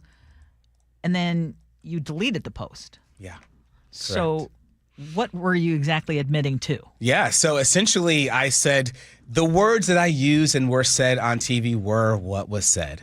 Those are words I take ownership for and accountability for. And basically what I'm committing to is saying that I'm moving forward from this to say, I want to show learning, I want to show growth, I want to show healing, and I want to be a part of that journey for many men and many people who are in the world who maybe have had this moment before. And so my focus is on just trying to go from there and not put all the attention on what could go wrong, because truthfully, in partnerships, mistakes are made, and there has to be confession, apologies, and then moving forward for them to work out. And I really want that relationship to work, so I didn't want to put so much attention on the apology so much that I'm not focusing on the things that I'm doing to make the corrections. You're listening to the voice of Dr. Sean Bess. He was a husband here on the show. Right? He was a husband on the reality show, Married at First Sight, and he's here on the Gee Ursula Show. Now, I want to connect one of the biggest reasons why the Gee Ursula Show had to talk to you, because there's something much bigger than television that has taken place. At this time, you're no longer with Olympic College. Correct. This college has confirmed your departure, but hasn't publicly said why. What can you tell us about what happened, or if this had anything to do with your show, and maybe the comment that everybody keeps going away with, wifely duties? Great question. I'll be honest with you. I really cannot say why. I cannot say why the departure happened, but I can say that there's no question that, with the amount of attention coming from being on a show like this, I think at some point the show was like the third most watched show in the world at one point in the ratings. I know that comes with a new territory of just attention and press.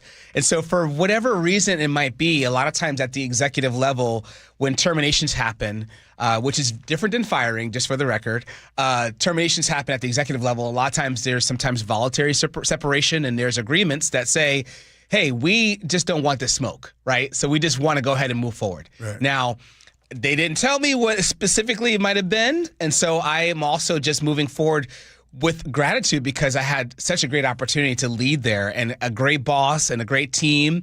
I was getting praised for my work. I had just literally gotten a raise, and I gotten a lot of support from the community. So I know that there are some things that I probably will never be able to explain or understand. Right. But just know that it was a great experience and a great time of leadership there. I just said to Chef and Ursula this morning, I said there's this saying about how you can just ask for forgiveness and rather than permission. Is that what you did getting on Married at First Sight? Did you just decide to do the show without saying, hey, boss, just to let y'all know, I'm getting on this show Married at First Sight?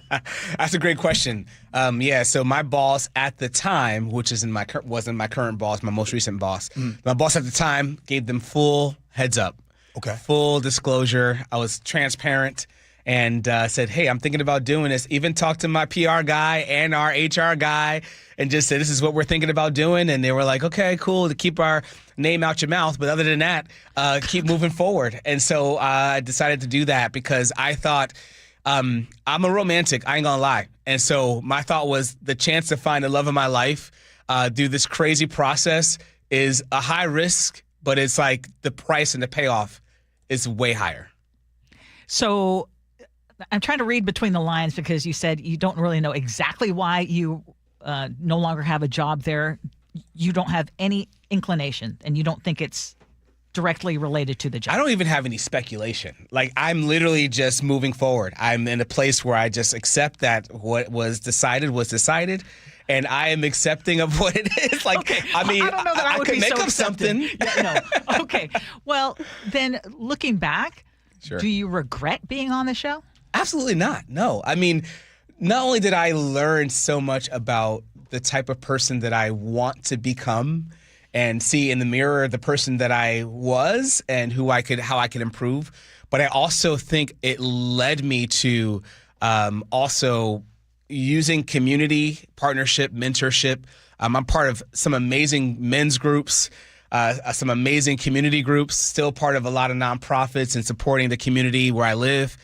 And it's led me to some conversations that I think have needed to be had in our community for a while, especially even the portrayal of just even black men in reality TV. That's a whole new conversation that I don't think has been broached fully yet. And I think there's something there to be said that I want to start talking about to get the word out about how we're portrayed. A lot of times the only narrative is if we are either thugs and gangsters or we are overly sexualized. And I think those are the two lanes that we get awarded for or we get Oscars for.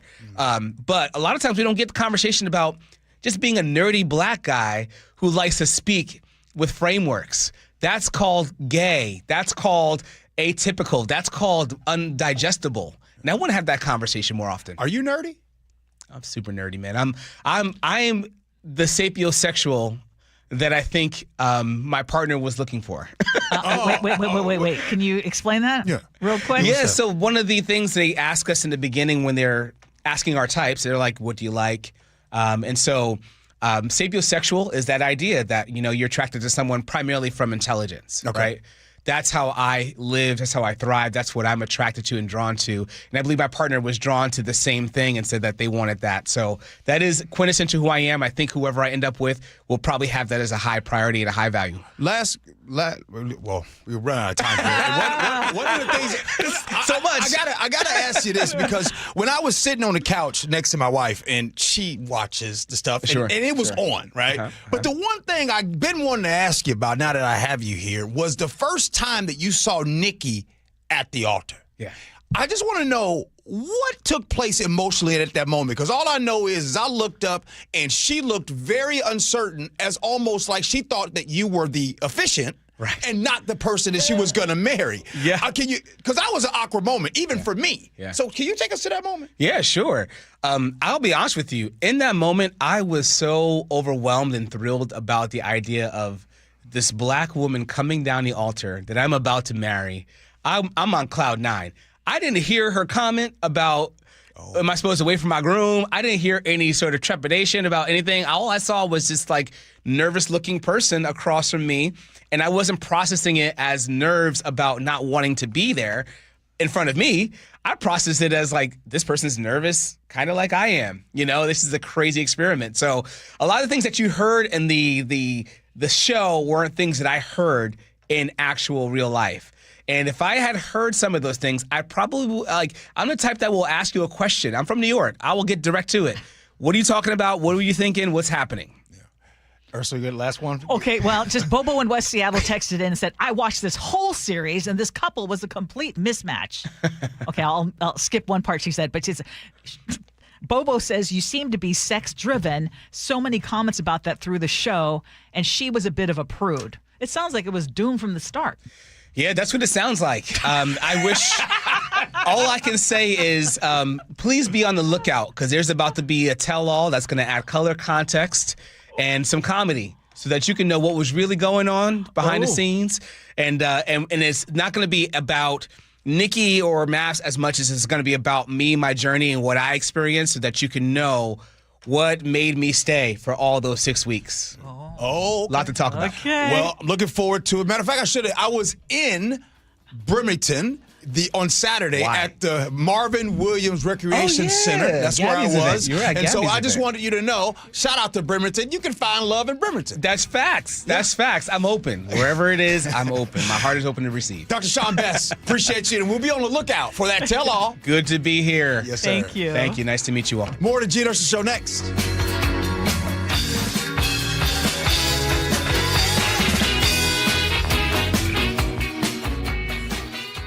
Endless hours of research, seeking referrals, dozens of calls. Hiring the right attorney can be a challenging process during an already difficult time. JP Pendergast with Pendergast Law explains. In Washington State, Tom, there are thousands of attorneys to choose from. Referrals and online research can be helpful, but discovering the right attorney requires a conversation. It can be hard to identify integrity and authenticity without that interaction. So, what do you recommend? We encourage anyone looking for personal injury representation to call for a free consultation with our team before making a decision simply based on referrals or online research. Accident victims need an attorney that listens, demonstrates honesty, and is genuinely understanding of their unique circumstances. The care, attention, and preparation that our firm provides throughout the case mirrors the effort involved when taking on the insurance companies. Save time and avoid mistakes after an injury. Contact the caring and compassionate team at Pendergast Law. If you or a loved one has been injured in a car accident, call Pendergast Law. We can help. My name is Jeff. I live in Northern California,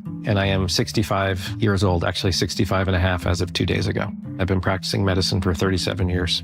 People have this impression that doctors know insurance, that they understand insurance. Let me assure you they do not. Medicare is complex. It's really complex, and the government did not make it easy to understand. Chapter really helps you understand it. They talked me through what my options were, and then they helped me tailor-make a plan. One of the things that really impressed me with Chapter was the human touch element of it. I was not talking to an AI agent. I was talking to a real person who answered my questions. And not only that, but they remembered the particulars from our last conversation. They really weren't just being a representative, that they actually cared about me as a person. And that sounds cliche, but it makes all the difference in the world. To learn more about how you can get free personalized Medicare advice, visit chapter.com today. Again, that's chapter.com. Are you looking to buy a house, but like everyone, you're priced out of the Bellevue, Kirkland, and Seattle market? Many buyers have the income, the credit, and the desire to own, but simply don't have the down payment, often at least $75,000 just for a starter home. Hi, I'm Scott Rurecka, CEO of Legacy Group Capital in Bellevue with a great opportunity for home buyers. Introducing our Legacy Opportunity Loan. Legacy Group Capital has a select group of 100 new construction, single-family, and townhomes in the top Western Washington locations. Acquire a new construction home with no down payment, allowable closing costs paid, and a competitive rate. Yes, that's no down payment and some closing costs paid by Legacy. A wise man once said, the hardest part of winning in real estate is just getting in. And now you can with our Legacy Opportunity Loan. So get in the game. Limited properties available to qualified Washington borrowers. Learn more about this limited opportunity at LegacyG.com. Legacy Group Capital LLC at MLS ID 99045. Visit LegacyG.com for additional program details. Did you know that nearly half the homes in Western Washington are not properly insulated or not insulated at all? That may be the reason why your home is way too hot in the summer and way too cold in the winter. It may also be the reason that your energy bills are sky high. Right now, Insulation Northwest is offering a free inspection of your home's insulation. This is a $199 value and it's absolutely free, no obligation. Just call today and Insulation Northwest will arrange a time that works with your schedule. We'll perform a thorough exam of your home's insulation and give you the advice you need to start saving thousands. Everyone who calls today will also receive a free infrared screening of your home using the latest technology. This will help reveal any hidden flaws in your home's protective energy blanket. What do you have to lose? It only takes about an hour and it's absolutely free. Call Insulation Northwest today, the real insulation company. InsulationNorthwest.com. Hey, how's your money situation? Are you ready for retirement? Well, if you want to know what the pros are doing to make wealth multiply and retire like royalty, then you need to listen to this show, Sound Path Through Retirement, with Ben Koval and Matt Liebarger. Get your money right and tune in every weekend, Saturdays at 10 a.m. and noon on KIRO Newsradio 97.3 FM. Others doubted us. Others didn't believe. But for us, we did not care. We showed the world what this city is all about. Congratulations, your Seahawks, Super Bowl 60 champion. This city lives for Sunday. Get your tickets for Seahawks game days at Seahawks.com today. Ready to get rid of that old car? Donate it today at carsforkids.org. Your car can be picked up as soon as tomorrow. Call 1-877-CARS4KIDS to donate your car today. That's cars with a K. KIRO News Radio 97.3 FM Northwest News. Now, the latest from KIRO News Radio and mynorthwest.com. Good morning. I'm Katrina Gashard. Business leaders near the U.S.-Canada border are hoping new tariffs between the two countries won't have long-lasting impacts. Here's ABC Jared Kofsky. Plattsburgh, New York is just an hour south of Canada's second largest city of Montreal. Plattsburgh even calls itself Montreal's U.S. suburb. But Gary Douglas, who runs the local Chamber of Commerce, says he fears the local economic impact of new 50% tariffs between the U.S. and our neighbors to the north. It's astounding how fundamentally divorced Washington seems to be from the reality of the U.S.-Canada economic relationship. The Trump administration says Canada has been taking advantage of the U.S., but in Plattsburgh, officials say their economy is dependent on Canadian trade and tourism. Jared Kofsky, ABC News, New York. Seattle police are investigating a drive-by shooting that left a 21-year-old man seriously injured. KIRO News Radio's James Lynch has details. SPD says the shooting happened just after 6:30 Sunday evening in West Seattle's Dell Ridge neighborhood. Detectives say the victim and a relative were walking in an alley near Southwest Holden Street and 12th Avenue Southwest when a light-colored vehicle drove past and opened fire. Officers arrived and found a man suffering from gunshot wounds to the arm and the leg. The victim was transported to Harvey Medical Center in serious but stable condition. Detective Pritchard stopped short of calling the shooting random, but he says it doesn't appear the victim and the shooter knew one another. James Lynch, KIRO News Radio. Parents snapping first day of school photos are being urged to think twice before posting them online. KIRO 7 TV's Elle Thomas explains why. The Redmond Police Department says even with tight privacy settings, it's wise to limit the information you're sharing. Do not post your child's school name or logo, age or birthday, teacher's name or grade level, identifying features like height and weight, or personal details that could relate to passwords or security questions. If your child's sign, backpack, or clothes have any of that sensitive info, blur it or cover it up before posting. If you have about $9 million to spare, there's a one-of-a-kind mansion for sale in Gig Harbor. It's a Spanish-style estate on Rosedale Street, more than 12,000 square feet on 4.5 acres. The News Tribune reports the home was even used as a filming location for the 2018 crime thriller Last Seen in Idaho. 7 bedrooms, 9 bathrooms, and a pool house and a casata. The owners have lived there for nearly 40 years and hosted community events, fundraisers, and weddings over the decades.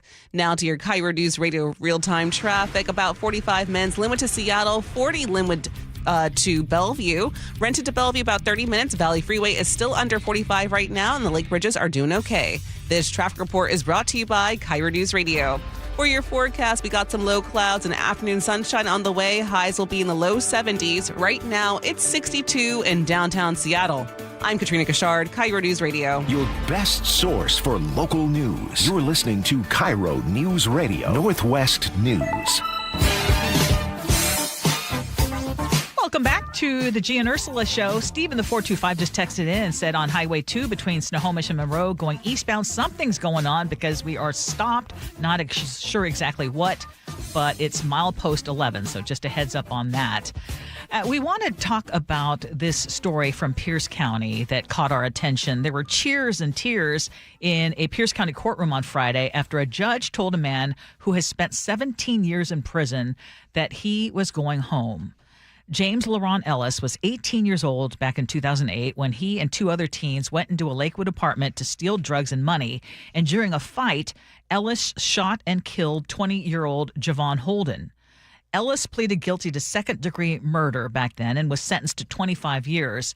But you remember, Gee, the state Supreme Court later ruled that a previous resentencing did not fully consider his age at the time of that crime. So at Friday's hearing, the judge also pointed out that Ellis had been doing extensive rehabilitation, including years of fighting wildfires for our state. I was frankly impressed very much with Mr. Ellis's work in the firefighting area. As Ms. Page detailed, he would go out into the community, do his best to save property, to save lives, and to fight fires, and then go back to prison, and then go do it again. I mean, that's remarkable. All in all, there have been prodigious efforts and well-documented efforts at rehabilitation, and Mr. Ellis has accomplished a great deal more inside of prison than many people accomplish on the outside. Mr. Ellis will be released forthwith. Now, prosecutors wanted him to serve another 33 months to fill out a sentence, but the judge said that if there's nothing else that needs to happen while in prison. So I had mentioned to you and Chef this morning, before I read the story, unfortunately, I had already judged it. And this is how I judged it. I don't know if you all know this, and I'll just give you a reminder. I'm pretty conservative, if you will, when it comes to crime and punishment. Mm-hmm, me too. I'm I don't know, it's just how I am. But then when I got to reading it, I got to read the story, the sentence, what he got. And then I read where there was a re-sentence and everything and why that happened.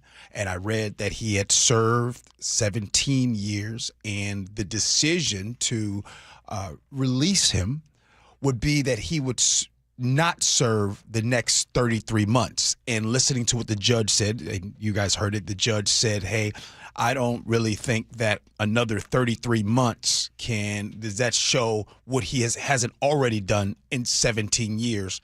And also the work that he is doing with fighting the fires and the work that he's doing in being inside of prison on good behavior and everything. And so I really kind of almost smack my hand for judging the story without even reading it. And so after reading it, I said, man, that's a good story. It's a good story with respect to the family that lost a loved one. I don't want to keep that out of there, and I'm sure that there is definitely remorse in that. But this person has paid their debt to society, and they are trying to do what's right to be better and get another chance out here into the world. And I think that in this case, accountability mattered, and it does matter. The victims, they matter, that whole story. But at the same time, redemption has an opportunity to matter as well. And so this is a story, Ursula, that I think that they got it right, and kudos to him for doing the work that it takes.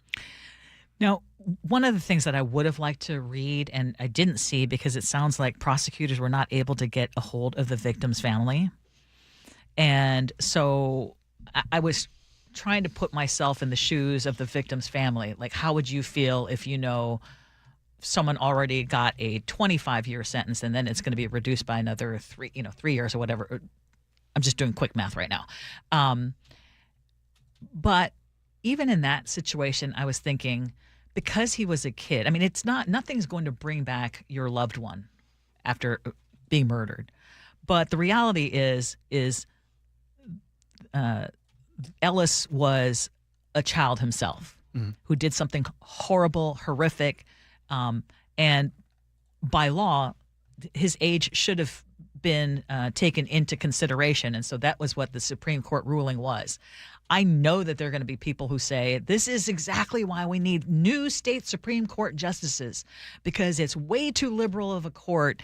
And right now there are 5 positions that are open that are, basically up for grabs in November. In this particular case, when you see someone who truly has done something to try to change his life and better the life and make up for his mistakes, I agree with you that in this case, I don't think the additional 3 years would make much of a difference. And in fact, he's making a big difference fighting these wildfires. He also has a 19-year-old son who spoke at the hearing and said that his father would call him regularly, would give him advice, and he was a positive influence even while he was in prison to his teenage son or his 19-year-old son. I checked out his Facebook yesterday, and it's funny you mentioned that. And on his Facebook, I was seeing how he was, over the years, had been making comments about, here, this is my child and my kid, my son. And I saw pictures of his child growing up by way of his Facebook. And I think the reason why, I'm not trying to justify because I shouldn't have judged before I read the story. I think that the reason why I judged, because when I saw he's going to be released after 17 years after the committing that, he was sentenced obviously to murder for that amount of time. I thought that his sentence was longer. I thought that he was getting chopped off a whole bunch of years. So he's only 17. Maybe it was like 50 years and he was getting out so many years early. But then when I'm not judging this story in the context of how much time he should have gotten. That's outside of my purview. I don't know about that. I can only go off of he was going to be released in 33 months. Right. And the decision was made to release him. And with that being said, I said, okay, this is a good story. Well, and point out again, he was 18 when it happened. And yeah, legally, I guess, an adult. But he pled guilty to second-degree murder. And his original sentence was 25 years. So you can be mad at that part. Right. Okay, Ursula, something happened down in Tacoma. And it is starting to happen. We've heard of this before. We're now starting to hear about it again. This is in the West Tacoma area. I'll share that with you next. Gee Ursula.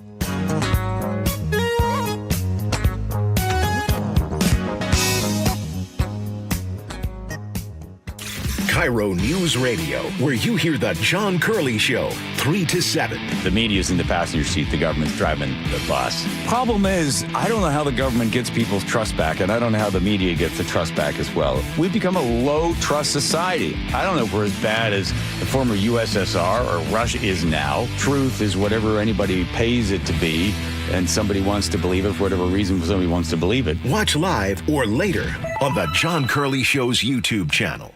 Here's the deal. The government is over $38 trillion in debt, which means the IRS isn't slowing down. And the tax code is complex and unforgiving. So it's not surprising if you're one of the millions of Americans that owe back taxes to the IRS. Unfortunately, they're the world's most powerful collection agency, with the ability to garnish your wages, seize your bank accounts, and even take your home or business. But don't be stressed or worried any longer. We're Optima Tax Relief, America's most trusted tax resolution firm. We have resolved over $3 billion in tax debt for our clients. Our award-winning professionals deal with the IRS every single day, protecting our clients and preparing them for the best possible resolution. For tax help you need, for tax help you can trust, give Optima a call today. Call 800-343-6460. 800-343-6460. 800-343-6460. Optima Tax Relief.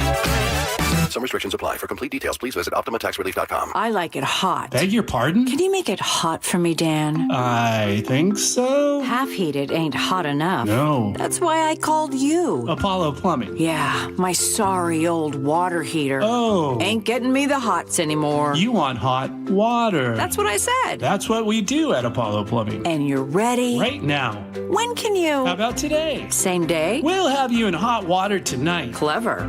How about an upgrade? A tankless water heater would mean endless hot water. Now you're cooking. That's just for starters. Starters? How about we make it a worry-free water heater? Worry-free? Wrenchie's worry-free warranty. Which covers? Repairs, service, all included. And when it wears out? Apollo replaces it. No extra charge? Nothing. Nil? Nada. As an Apollo A-list member, you're covered. And payments? To fit your budget with approved credit, of course. And I'm hot again. Worry-free. That's for me. We're on our way. Thanks for making it hot. We're ApolloPlumbing.com. Progressive knows you want to get away, but not like too away. You crave the unknown, but also charcuterie boards with 4 types of cheese. And that's exactly why you bought an RV and bundled it with Progressive, because 24/7 protection is one luxury you'll never have to give up. So go ahead, explore the wilderness, all from the comfort of your zero-gravity camp chair. Switch to Progressive and protect your RV, boat, or motorcycle by bundling with your home or auto insurance. Progressive Casualty Insurance Company, affiliates, and third-party insurance. Not available in all states or situations. Stop wasting your nights on a mattress that doesn't get you. Experience the most comfortable mattress in the world. The Sleep Number Smart Bed. At the touch of a button, you can personalize your comfort. Choose firmer or softer. Adjust cooler to warmer. And right now, save up to $2,500 during our massive Labor Day event. Hurry into your local Sleep Number store today, because we have your number. Summer is for sunshine. It's a beautiful day out for baseball here at T-Mobile Park. Summer is for moonshots. He just absolutely obliterates this! Multi-homer game, Cole Young! Summer is for Mariners baseball. Emerson is racing over, slides up! He makes the catch! Incredible! So listen for the cheers and follow your ears to T-Mobile Park. Because where else can you travel to on a ferry boat and then eat crab nachos out of a ferry boat? How sweet it is! It is the sweetest, Rick. Mariners baseball. Tridents up. The Mariners' schedule is packed with divisional matchups down the stretch. Be here this week as the team takes on the A's, Thursday through Sunday, including Brian Woo's Mariners bobblehead debut Saturday, thanks to Lexus. Then the Rangers are in town for a 3-game showdown, September 8th through the 10th. Get your tickets at mariners.com. Guys, if you have low energy or reduced drive, it could be low testosterone. At Revive Health here in Seattle, start with a free testosterone exam and consultation with an experienced medical provider. And for a limited time, qualified patients can get started with a free month of TRT. Schedule your free testosterone test, exam, and consultation today. Call 206-529-1111. That's 206-529-1111. Or visit revivehealth.com. The new SR 167 Expressway opens soon and will be toll-free till winter. It's the shortcut between I-5 and SR 509 near Fife, so drivers can avoid congestion and freight trucks can deliver direct to the port. Learn more at goodtogo167.com. Want to see the defending Super Bowl champion Seahawks open the 2026 season against the Patriots September 9th? KIRO Newsradio is giving away 4 tickets. Holy catfish! All you have to do is open the KIRO Newsradio app and enter. You can enter once a day from August 25th through August 31st to boost your chances. Full details at mynorthwest.com/win. Touchdown, Seahawks! It is the Gee and Ursula Show, and guess what I'm excited about? I know, you probably don't care. Sorry. Oh, yes, you do. Little League dad and his son. Yes, they unfortunately, they get bounced early. They didn't make it and win it all, but they've been winning it with us. And every time, Ursula, we get a chance to talk to my man, Dan. Yes. That's my man, 50 yes. grand. So I want him to be my coach. Yes. So he's going to be showing up on the show here coming up next. But right now, Tacoma is losing another Fred Meyer. The James Center, that location on South 19th, is expected to close when its lease expires January 30th. 2027. The union says Kroger decided not to renew because of rising rental costs. About 100 workers will be affected, and this comes after Fred Meyer closed its South Tacoma location just last year, right there on South Tacoma Way and 72nd. You guys know where that is.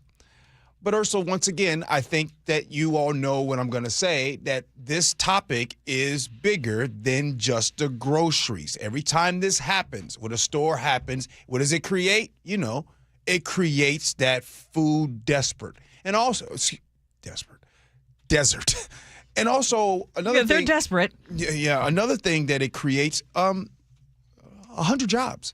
100 jobs just like that. So when you start thinking about the people in this area, Ursula, that are on fixed incomes, that maybe had an opportunity to walk down to the store, or maybe had an opportunity to have that loved one and or friend just kind of go up the street, take him to the store real quick. Now they have to figure out other means to go shopping. And if there's, you know, Ursula, we don't talk about this enough.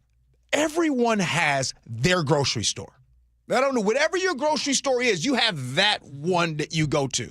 Imagine if that thing is getting ready to close down. Oh, it's devastating, honestly. And we are still feeling the pain of losing the Fred Meyer on Lake City.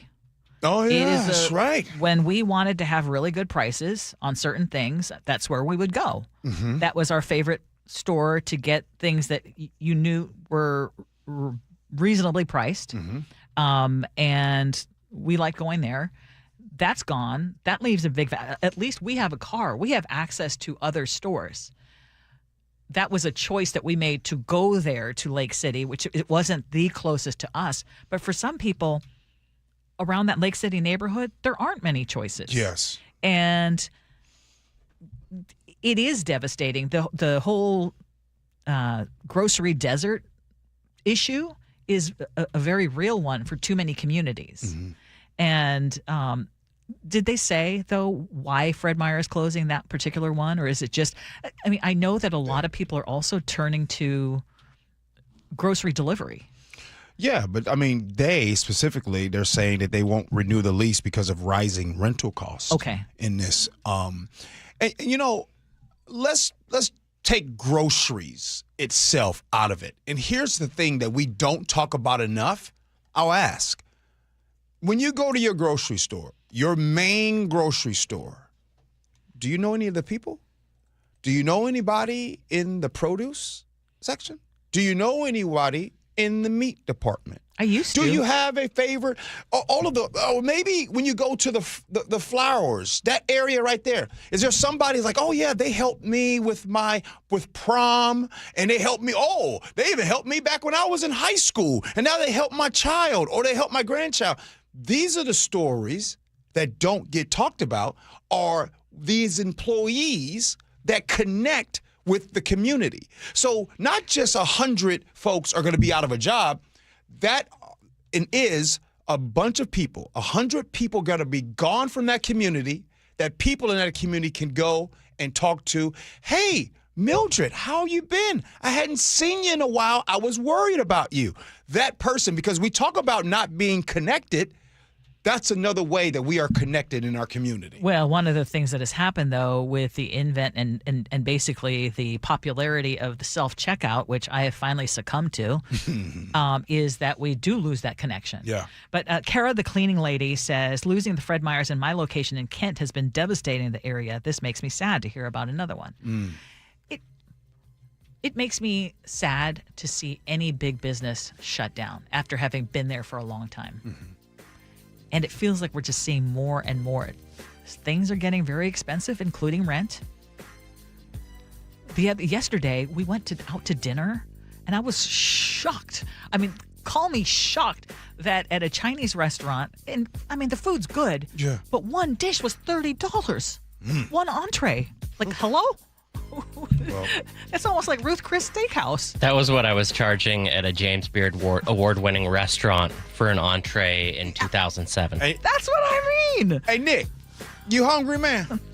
I could go for some food. Yeah, sure. I'm about to bless you in here in a second. Got some secret burger. Some blessings in a bag. Yeah. Hey, but okay, coming up next here on the show, our favorite Little League dad and his son.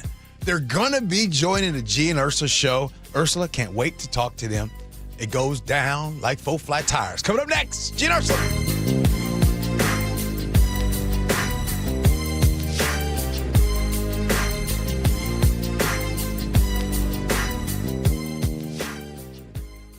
Charlie Harger. I want to be a watchdog. From Seattle's Morning News. Somebody who is not accepting from the government at face value what they're telling you.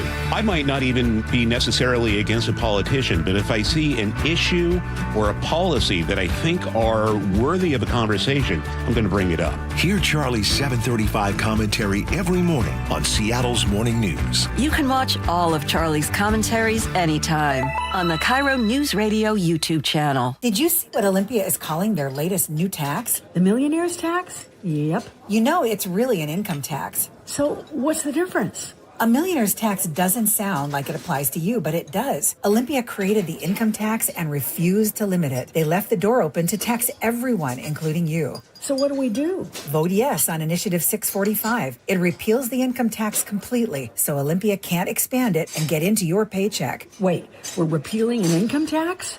Yes, we're repealing an income tax. And we vote yes to repeal it? Yes. Vote yes to repeal the income tax. Okay. Vote yes to repeal the income tax. Well, see, they picked that name on purpose. Tell your friends vote yes on Initiative 645. Let's repeal the income tax. Visit voteyes645.com for more information. Paid for by Vote Yes, Repeal the Income Tax. Top 5 contributors, BIAW Member Services Corp., Peter and Liz Moorkill, Catalan Solutions, Inc., Steve Gordon. The new All-Pro battery by Steel. Tackle any task with 60% more peak power, exclusively available only at your local Steel dealer. 60% peak power comparison between AP300PC and AP300S. 2 quick questions. Would you describe your current wireless service as 5-star? Are you paying more than $34.99 a month for unlimited data?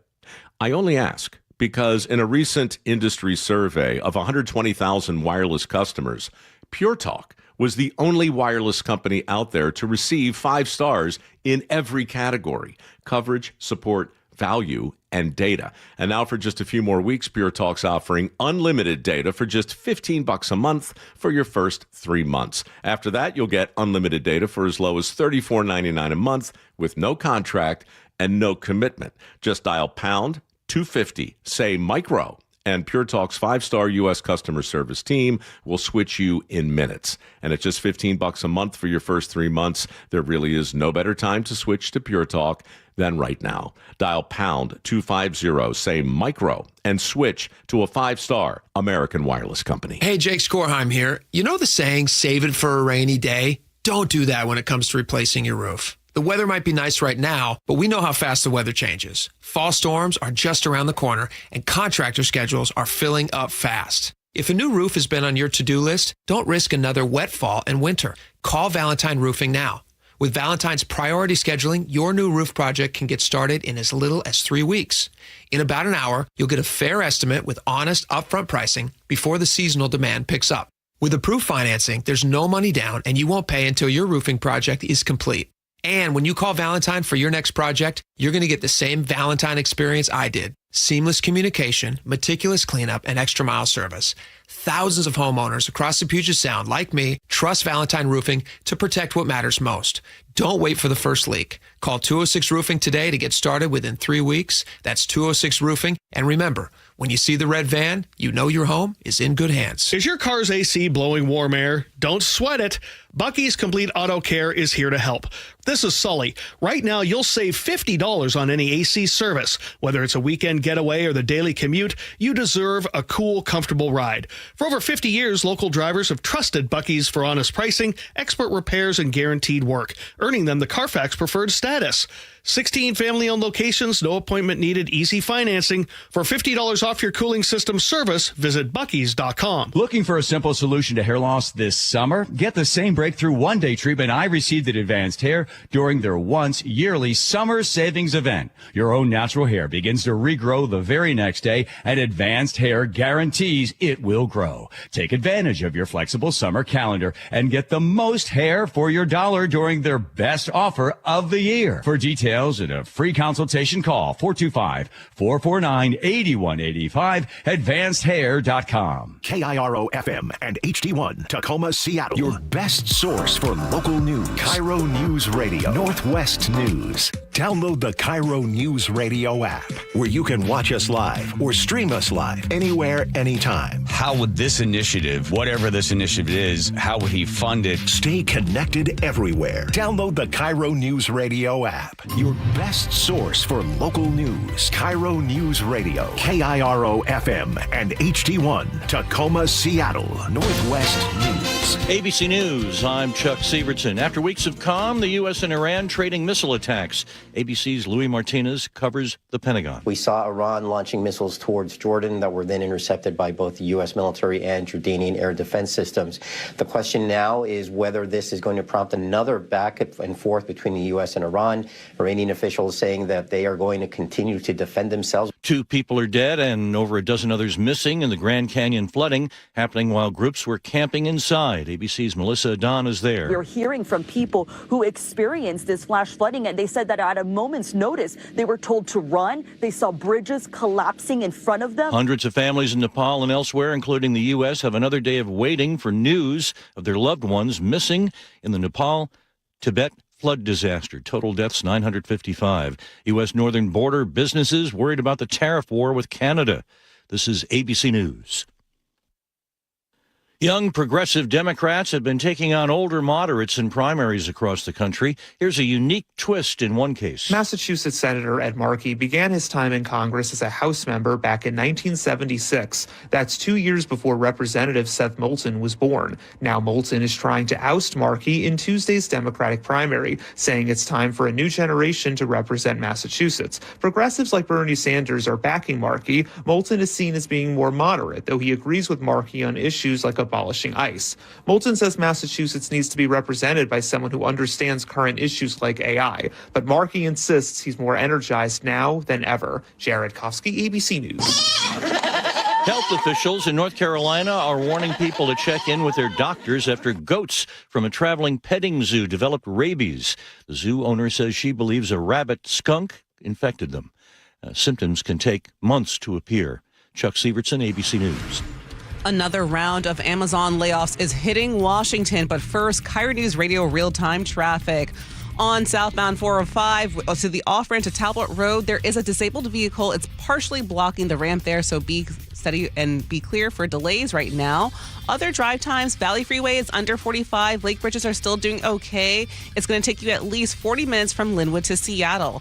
This traffic report is brought to you by Global Credit Union. Global Credit Union, where members enjoy no-fee accounts and early payday with direct deposit. Learn more at globalcu.org. KIRO News Radio 97.3 FM Northwest News. Now, the latest from KIRO News Radio and mynorthwest.com. Good morning. I'm Katrina Gashard. Amazon is cutting more jobs here in Washington. A new filing shows the company is laying off 121 workers across corporate offices in Seattle and Bellevue, along with positions at its fulfillment center in Sumner. The biggest hit, though, is in Bellevue, where 49 employees were notified. The layoffs take effect between October 1st and October 27th. Thousands of Seattle families are waiting to see whether school will start on time this week. We need to get this done. Contract talks between Seattle Public Schools and the Seattle Education Association broke down over the weekend. Heather Barker is a teacher at Stanislaus Elementary. It's really time that the district steps up and does what's best for our kids and our families. And I'm really hopeful, but we have a lot of work to do. Major sticking points continue to be special education support, wages, class, and caseload sizes. The union says a strike would begin Wednesday if no deal is reached. The University of Washington is hearing pushback over proposed changes to its student conduct code. Faculty leaders and students say the changes were rolled out with little notice and could make it easier for the university to discipline students connected to protest. Critics also raised concerns about a proposal that would allow outside contractors to take part in misconduct appeals. UW says the changes are designed to improve the conduct process and bring in expertise for complex cases. The proposal is expected to go before the Board of Regents next month. She won the first set, but in the end, 16-year-old Kristina Lutova of Redmond lost her first-round match at the U.S. Open today. Lutova had been on a 9-match winning streak and left the court in tears. But Ruby Koning, who called the match for ESPN, had some words of encouragement for her. I'll tell you what, there will be a lot more tears of joy in the years to come. That's for sure, given the game that she possesses. Don't worry about that, Kristina. Lutova, who won 3 qualifying round matches to make the main draw, will take home about $140,000 in prize money. Now for your forecast on this Monday, we've got partly cloudy skies and highs in the low 70s. Right now, it's about 63 in downtown Seattle. I'm Katrina Gashard, KIRO News Radio. Your best source for local news, serving Western Washington and the world with a KIRO Newsradio app. Always streaming live on your smart speakers. You're listening to KIRO Newsradio, Northwest News. This is the Gee and Ursula Show with G. Scott and Ursula Reutin. Ursula, I think you and I just found something. We've been doing the show a long time, and you said something just now that I don't know that you and I have ever connected on food. That's true. Like a real connection. We just made a real connection. We did. Right now there's a secret burger in there. Uh-huh. And it's going crazy. And Secret Burger is a place in... They got them down in Tacoma. Okay. They got one in Kirkland. Yeah. They got one, I think, in Capitol Hill. So Secret Burger is, right now, it's the best burger in the state for me. However, I made the thing where I had the burgers over at my house, and I brought the chicken wings. And the honey chicken wings. Oh, my word. And so I just had one. When you came, go ahead. I just bit into one, and you got a picture of me biting into one because that was so good. And my fingers are now very sticky, and everyone's listening right now wondering, like, hey, if you're going to talk about it, share it with us. Yeah. Anyway. Y'all know how we talk about food at lunch o'clock? Yes, it is lunch o'clock right now, and thank you. That was quite delicious. Okay, what's happening? Sure. What's happening? Well, we've got Agree to Disagree coming up at 11:30. We've had a lot of interviews today. Yes, we have. So we want you to weigh in on them. Muckleshoot Casino and Resort text line is 888-973-5476, 888-973 KIRO. We have a really fun interview coming up a little later in this segment, but right now... Top stories at 11. On the Gee and Ursula Show. We started our show today, G, with our exclusive interview with former Seattle Police Chief Sean Barnes, who spoke to us at great length for 2 different segments. So I strongly encourage, if you listened or you didn't listen or didn't hear all of it, to go back and listen on our podcast when it's available after the show. Yes. But there were a lot of things that stood out to many of our listeners and some things that stood out to us as well. And I would love for you to share some of that.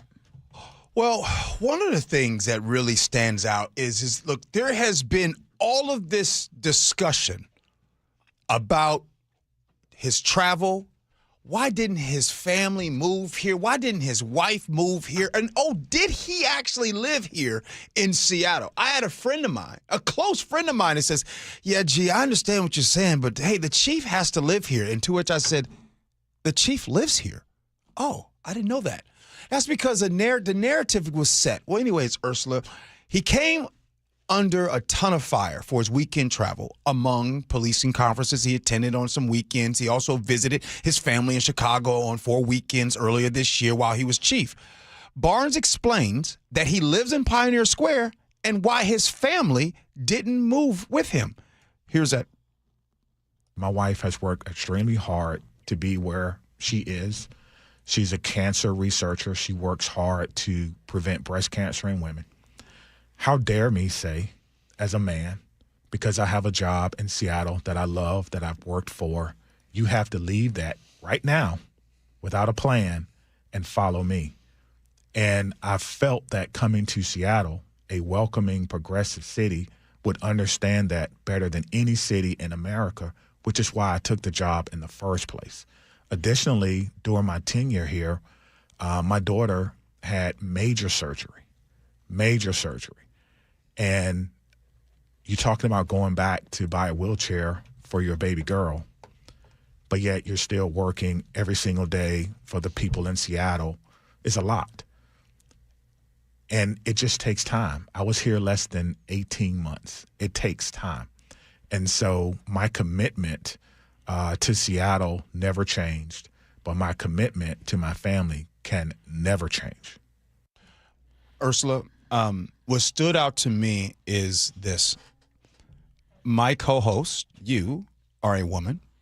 Our top boss here at KIRO is a woman. And I think that the discussion and conversation in the past would be husband gets a job, woman packs up, leaves with him. To which, can we agree that today it's a different story? Women are in the workplace, careers, bosses, co-hosts. It's not as easy as it used to be. And again, just a reminder, Seattle goes through police chiefs a lot. Mm-hmm. Every 2 years. He was here 17 months.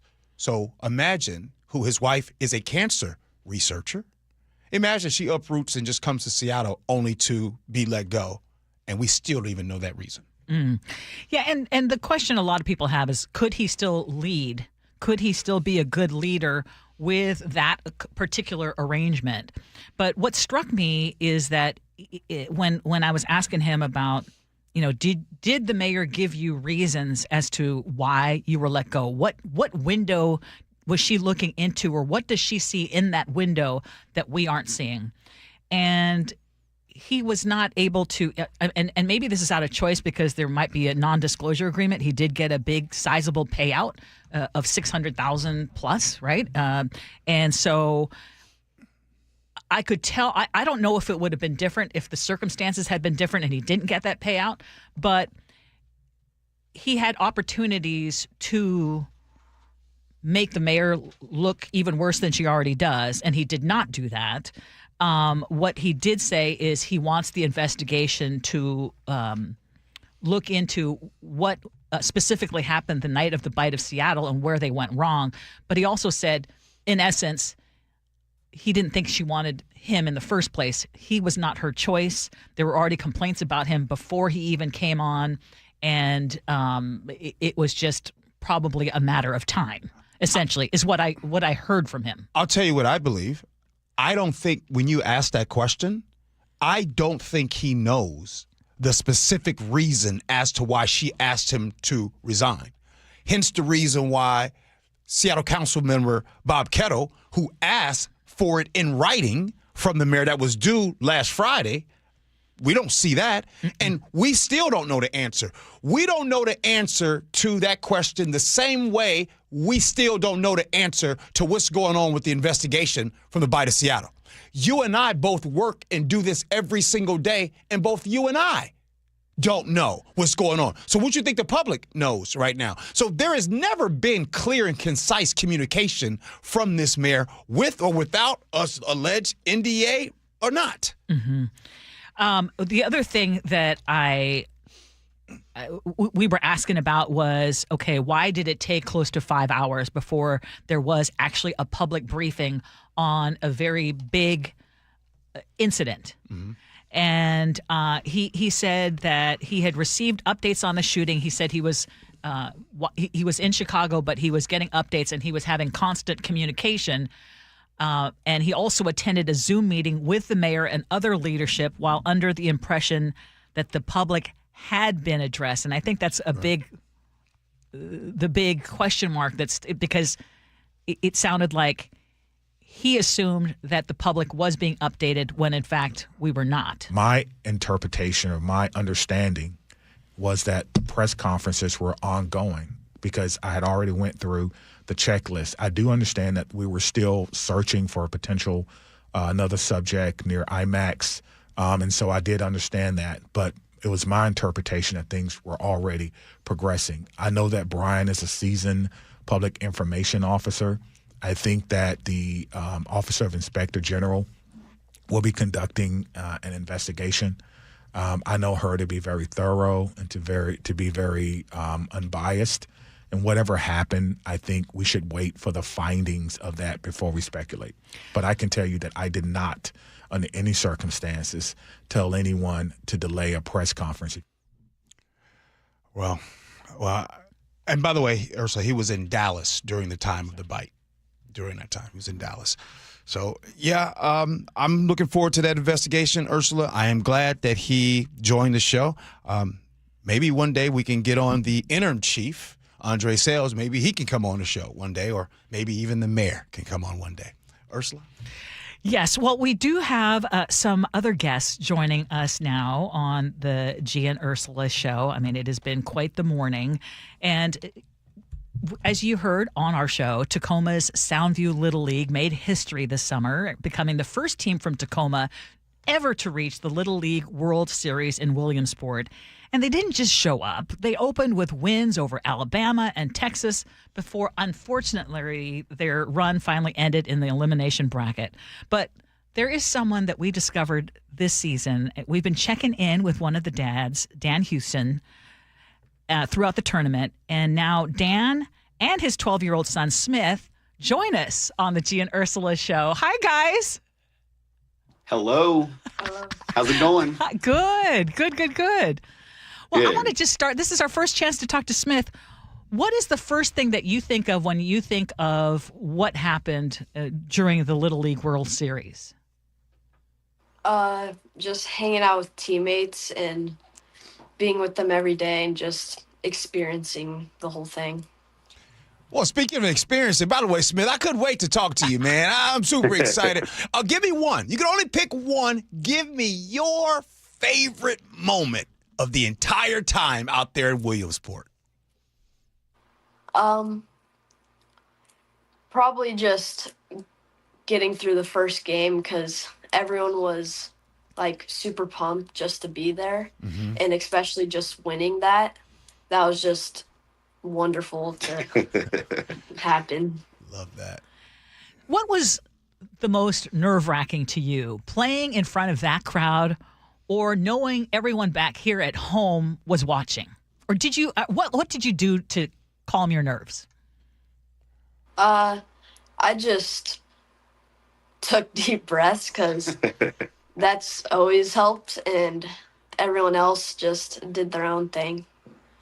But what? Yeah, if you notice, yes, go ahead. If you notice on that last at bat that he had in the game against Alabama that we lost, RBI. He got a nice double in right center field, and there was a nice camera shot of him. And speaking about that deep breath, he probably took the deepest breath I've ever seen in my entire life as he was staring at his bat really quick and getting ready to go. So yeah, we've kind of worked with these guys to make sure that they understand the moment and how to calm themselves down a little bit, stepping out of the box and taking a breath and just, understanding the task at hand. Love it. Hey, Smith, so you finish a game, right? So let's just say you finish a game, and after the game, I want to ask you, what do you want from your dad? Do you want coaching tips? You want encouragement? You want food? Or do you want silence? I don't want to hear anything, Dad. What you want after the game? Anything that could happen, basically. I like encouragement and just like talking through the game. Oh. Maybe also some ice cream, but yeah.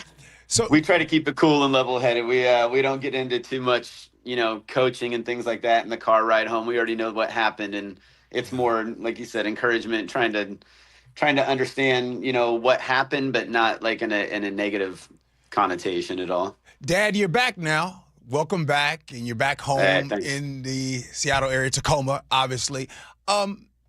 What's your takeaway? Now you've been able to reflect. You had a long plane ride. You've had some sleep and everything. What is your takeaway from everything that happened? Man, I still can't believe it. Like, I'm still waiting to be pinched to wake up and know that we're still playing in districts and haven't even started the moment of getting out here yet. So, finally being able to just relax for a moment and put it all into perspective and, wrapping up chats with the team and next steps and things of that nature. It's man, it's crazy. People from work, friends and family had a fantasy football draft this weekend, and the guys all came over and got a chance to speak to Smith a little bit and see about the experience as well. But man, it's you don't realize how big time it is when you're there in the moment. Yeah, you can go back and take a little bit of video clips or ESPN and take a look at it. But seeing it from the outside perspective now, after, talking with close friends and family and just, all of their clips that they've sent to us and experiences, it's kind of crazy that we went through all of this when it's all said and done. It was the dream and it was the goal, but man, to actually have it come to fruition, what's cool is that the whole team was excited of what we accomplished, whether we won the whole thing or not. It's pretty cool to hear back from everybody and the smiles on their faces that they know that they did something pretty unique. Dan, what did you learn about Smith when watching him handle the pressure of being at the level that they were for the first time? I was just proud and happy to be able to see that not only him but the rest of the guys on the team could slow it down. We always let them know the more experience and time that you're out here on the field and in these high pressure situations, pressure is a privilege is one of our mottos that we had this season and this year. And boy, did that really come into fruition as we kept moving forward and getting camera and TV time on these guys. I feel like they took it all in stride. Luckily the cameras are around, but they do a really good job of covering them up and kind of making them inconspicuous as they're out there, so it's not right in your face. So luckily, I think that kind of takes the pressure off knowing they're there, but you have to really kind of search out for them with your eyes as you've got other things that you need to handle at that point in time. So it was just surprising, man, to see these guys be in that moment. And you always see in Little League World Series, as Gee and I were talking about it last week, that these kids are in some high pressure situations, and to be able to see it from a perspective of not your team and not your son, and like, wow, if we were in that moment, would we be that same type of composure? And then to be able to see them actually be that type of composure that you've witnessed these other guys do, it's like, man, you can accomplish anything at this point in time. Smith went out to go throw a little bullpen with his older brother yesterday, and his brother throws kind of hard, and Smith's like, I don't know if I want to go catch a bullpen with you. And his brother goes, bro, you went to the Little League World Series. You can basically do anything, man. So it's kind of cool just to hear those thoughts and put it all into perspective like that. Oh, that's awesome. Okay, Smith, one last question for you from me. What was the absolute coolest thing that happened to you off the field?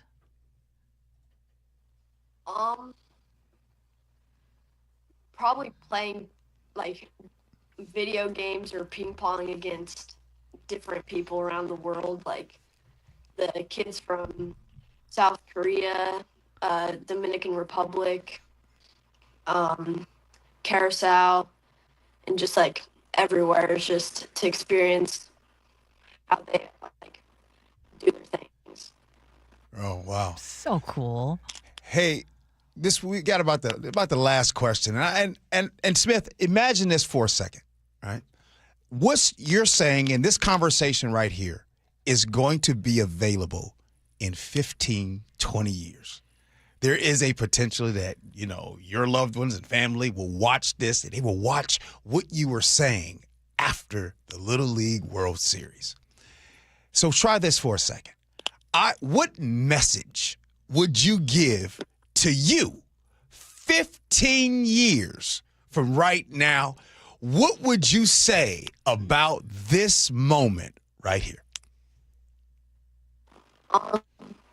Probably just keep working hard, because as you can see, if you do, you make it really far. So if you are like in a slump or something, just keep working and get that extra work in that other teammates don't. Whoa. Man, I tell you what. We've got a little bit of a transmission problem, but what a great message. Keep working hard. Clearly, that is what both Smith, you have done, and your father has done to get you where you are. And I just know that we haven't heard the last from either of you. Hey, now, hold on, Dan. Before you go, this is for you now. 15 years from now, 20 years from now, y'all all sitting at the family get-together. Maybe it's a holiday, all loved ones, and you can just pop this on right now. Go ahead right now and give a message to you 15, 20 years from now. And 15 years from now, may have grandkids running around at that time, may not. But that's hard to go. But man, that's gonna be pretty fun. We get a different ornament from our travels every year to be able to have for Christmas, and this year was the Little League World Series ornament that we got at the kids' store, and to be able to put that up every single year and have it as a topic of conversation. I mean, not even 15 years from now, like next year, or 3 months from now when we put it up, type of a thing. This was going to be something that was a lifelong moment that's really the highlight, man. Besides having it, being married and having my 2 kids, was probably the biggest moment of my entire life. And I wasn't. Hey, Dan. It's rough right now, the transmission. Thank you, Dan. Thank you, Smith. We're grateful for your time. All the best of luck to you, and stay in touch. All right. More to Gee and Ursula Show next.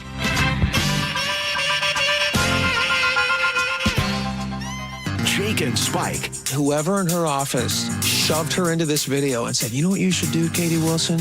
Why don't you, bust a move? Gear yourself to a certain portion of the electric. If the goal is to repel everyone, then I would say that she's doing a fairly good job. You're going for the uncoordinated vote. You nailed it. My goodness.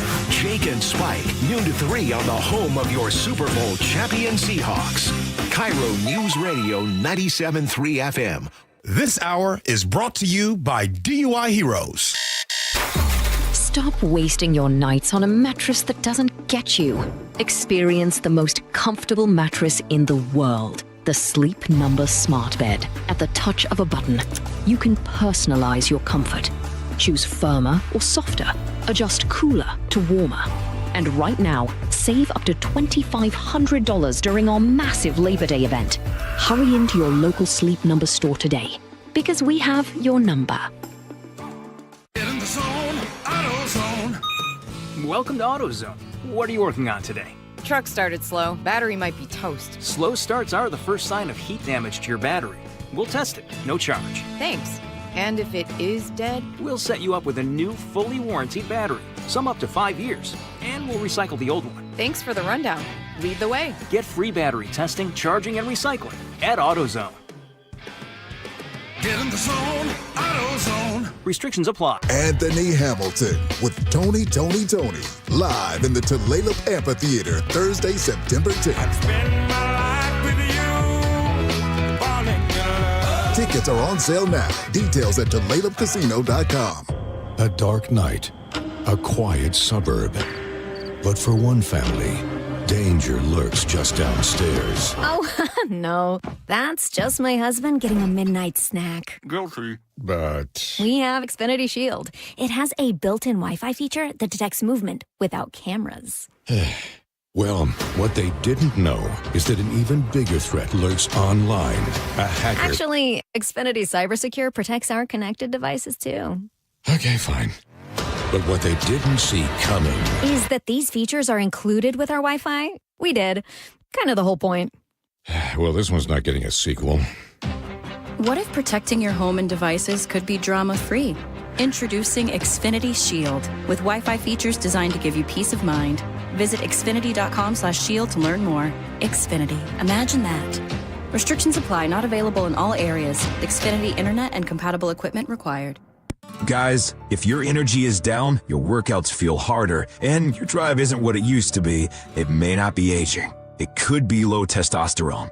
At Revive Health here in Seattle, the first step is simple: a free testosterone exam and consultation with an experienced medical provider. We'll review your labs, symptoms, and overall health to determine if testosterone therapy could help improve your energy, strength, and performance. And for a limited time, qualified patients can get started with a free month of TRT. Revive has helped over 120,000 men since 2011 improve energy, sleep, mood, and confidence. If something feels off, don't ignore it. Get answers and take control of your health. Call 206-529-1111. That's 206-529-1111. Or visit revivehealth.com. Revive Health. Elevate your vibe. Must medically qualify. Terms apply. Contact Revive for full details. Hey, how's your money situation? Are you ready for retirement? Well, if you want to know what the pros are doing to make wealth multiply and retire like royalty, then you need to listen to this show, Sound Path Through Retirement, with Ben Koval and Matt Leibarger. Get your money right and tune in every weekend, Saturdays at 10 a.m. and noon on KIRO Newsradio 97.3 FM. From whiplash to herniated discs, there are a few car accident injuries we've all heard of. JP Pendergast with Pendergast Law explains that even the most common injuries differ from one another. Pre-existing conditions, health history, beginning of treatment. There are hundreds of factors that make every person and every injury unique.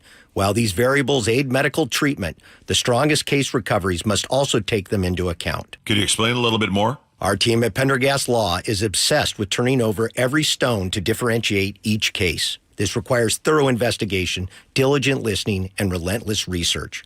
We never pursue cases with a one-size-fits-all approach. We built our success by treating every injury and every case with the individualized attention our clients need and deserve. Pendergast Law's individualized approach to even the most common injuries makes the difference in case outcomes. It's another reason why I can't recommend them enough. If you or a loved one has been injured in a car accident, call Pendergast Law. We can help. The Mariners are squaring off against the Rangers in a high-stakes divisional showdown, September 8th through 10th. And at each game, the first 10,000 fans score an Andres Munoz Funko Pop collectible. Get your tickets today at mariners.com. Ready to get rid of that old car? Donate it today at carsforkids.org. Your car can be picked up as soon as tomorrow. Call 1-877-CARS4KIDS to donate your car today. That's Cars with a K. KIRO News Radio 97.3 FM Northwest News. Now, the latest from KIRO News Radio and mynorthwest.com. And the latest on the looming strike for Seattle teachers right now, actually. Good afternoon, morning. I'm Nate Connors. Thousands of Seattle families are waiting to see whether school will start on time this week. We need to get this done. Contract talks between Seattle Public Schools and the Seattle Education Association broke down over the weekend. Heather Barker is a teacher at Stanislaus Elementary. It's really time that the district steps up and does what's best for our kids and our families. And I'm really hopeful. But we have a lot of work to do. More sticking points continue to be special education support, wages, class, and caseload sizes. The union says a strike would begin Wednesday if no deal is reached. Well, she won the first set, but in the end, 16-year-old Kristina Litova of Redmond lost her first-round match at the U.S. Open today. Litova, who had been on a 9-match winning streak, left the court in tears. But Robbie Koenig, who called the match for ESPN, had some words of encouragement for her. I'll tell you what, there will be a lot more tears of joy in the years to come. That's for sure, given the game that she possesses. Don't worry about that, Kristina.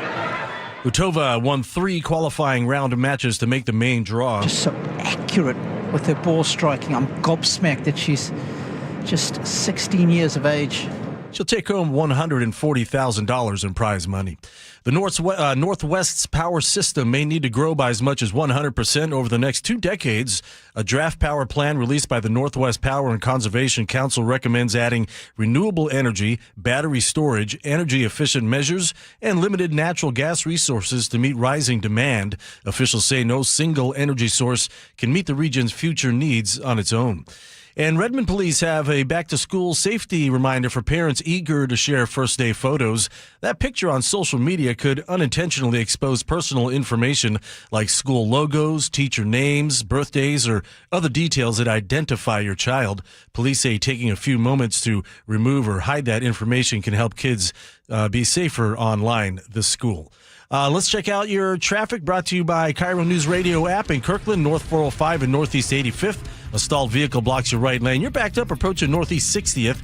Heading into Seattle, South 5 gets a little crowded in Northgate, and that carries you into downtown. North 5 slows to the West Seattle Bridge to the just past I-90, and a brief backup there at 520. Otherwise, we're looking really good out there. Text app to 888-973-5476 and download the KIRO News Radio app. Listen to your favorite shows and get the latest news and updates sent straight to your phone. All right, a mix of clouds and sun throughout the day, a high around 74. Tomorrow, it's mostly cloudy and 72. And then Wednesday, it's stormy, windy, rainy. Will drop into the mid-60s. Thursday will start to dry out, close to 70 again by Friday. Mostly sunny and 67 in downtown Seattle. I'm Nate Connors, KIRO News Radio. Your best source for local news. You're listening to KIRO News Radio, Northwest News. Welcome back to the Gee and Ursula Show. It is time for us to agree to disagree, brought to you by Guardian Roofing and Gutters. One of these days, we just got to take off the gloves, just really go at it. Well, kids in Seattle may get another little break if the teachers go on strike. Others will not, as school starts for most kids in the state this week or at latest next. But Axios this morning informed me that nearly half the nation starts school before August 16th, meaning they start in the first week or 2 of August. Washington is a bit of an outlier in how late we start. Gee, should kids be headed back to school earlier? Can I change 1047 segment, instead of it being called G Takes the Wheel? Can we just call it common sense? I want to do that. I want to call it common sense, because a lot of things, because common sense ain't so common. Right. Labor Day, Memorial Day, simple. That's when school starts. So Labor Day is coming up this Monday. That's this next Monday. That's coming up a week from today. And then there's a Tuesday, the Tuesday after Labor Day. Perfect time to start school. And then there's Memorial Day. Perfect time to end school. Labor Day, Memorial Day. It's like the whole thing about, you know, as far as wearing white every single year. You can't wear white after Labor Day, and you gotta wear white after Memorial Day. I say on the whole, wear white. I'm going to wear white whenever I dang well please. So if it works for me, I'm going to wear it even if it's the middle of December. Yeah, okay. That's not a thing anymore. Yeah, I know, right? Okay, but on the what if, first of all, no, I don't want school to start in August. Okay. No, that's like the middle of the very rare summer type of weather that we get. Yeah, the guaranteed month. The guaranteed month, no. So I would say, I don't understand why it is so late. I mean, this is pretty late. We're talking about like the 6th or 7th for some kids, you know, heading back after Labor Day. Yeah. So right? Ahmad in the 425 says, we started August 25th. I don't think it should start in August. I say keep it in September. What's really weird is that some colleges, including University of Washington, start really, really late. And I think one of the reasons why, this is what I'm guessing, is if you have everyone starting and stopping at the exact same time, I mean, think about it, traffic impacts, that would be one thing. I mean, there would be a lot of things that would happen that might not be necessarily positive.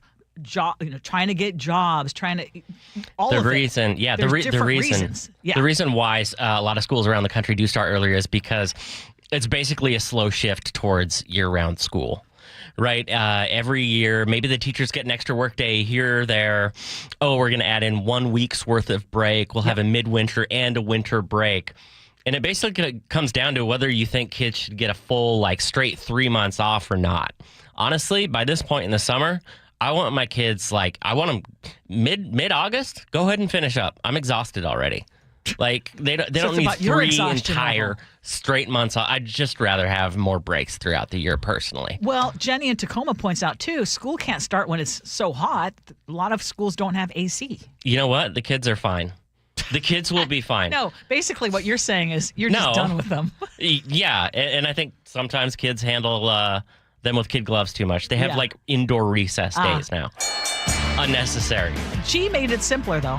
Yeah. Memorial Day. Common sense. Labor Day. Hey, Mike and Bothell, you know what? I'm trying to think about it. I want to get some good names because I just recently have just noticed that one person decided to get a name. How you going to be a top cop and call your podcast Uncuffed? You didn't think that one through, did you? Uncuffed as a top cop. But anyways, this one says, call it common sense from an uncommon man at 1047. I like it. I'm just talking stuff. Go ahead, all right, let's move on. This is a surprising one from parents.com. Scary movies can be good for some kids, actually.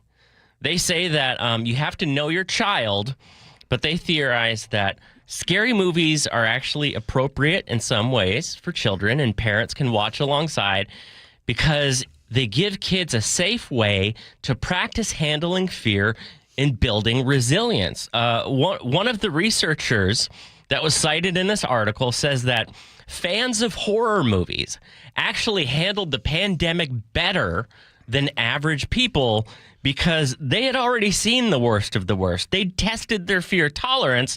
And so therefore, when societal catastrophe happened, they had already tested them. Gee, does this sound like crazy advice to you? Watch scary movies with your kids because it's going to help them practice handling fear. Hey, do you?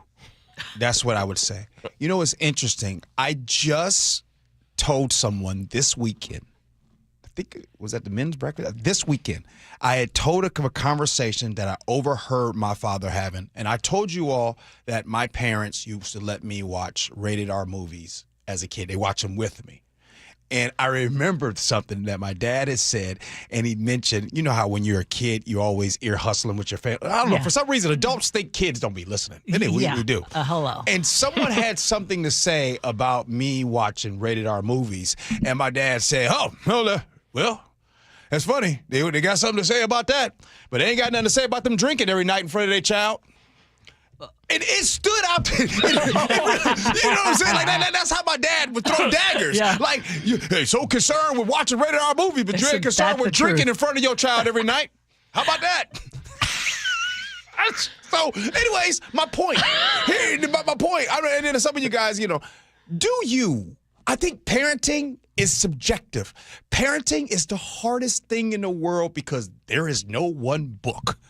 Do you? Yeah. If you want your child to do this, you want your child to go to bed, you want your child to have recess, you want your child to all that. Do you? It's hard being a parent. Ain't no perfect way. You can do everything perfect and your child still do something that you say, why was that the dumbest thing you ever done? What you got, Ursula? Well, I actually 100% agree with you, or maybe even 1,000% agree with you. Give me that 1,000. Do you? You know your child best. Mm-hmm. You know what your child can handle. Mm-hmm. Not everybody. You know what? I don't like watching scary movies. Yeah. At this juncture of my life, I really don't want to put my heart through anything additional. I'm certainly not going to, when I have future grandkids, not say, oh, I'm going to toughen you up and I'm going to have you watch scary movies. I need to know the child better. Like some kids will do great with that and other kids will now have nightmares. Matthew loves fighting movies, anything with fighting. So I tried to show him The Matrix.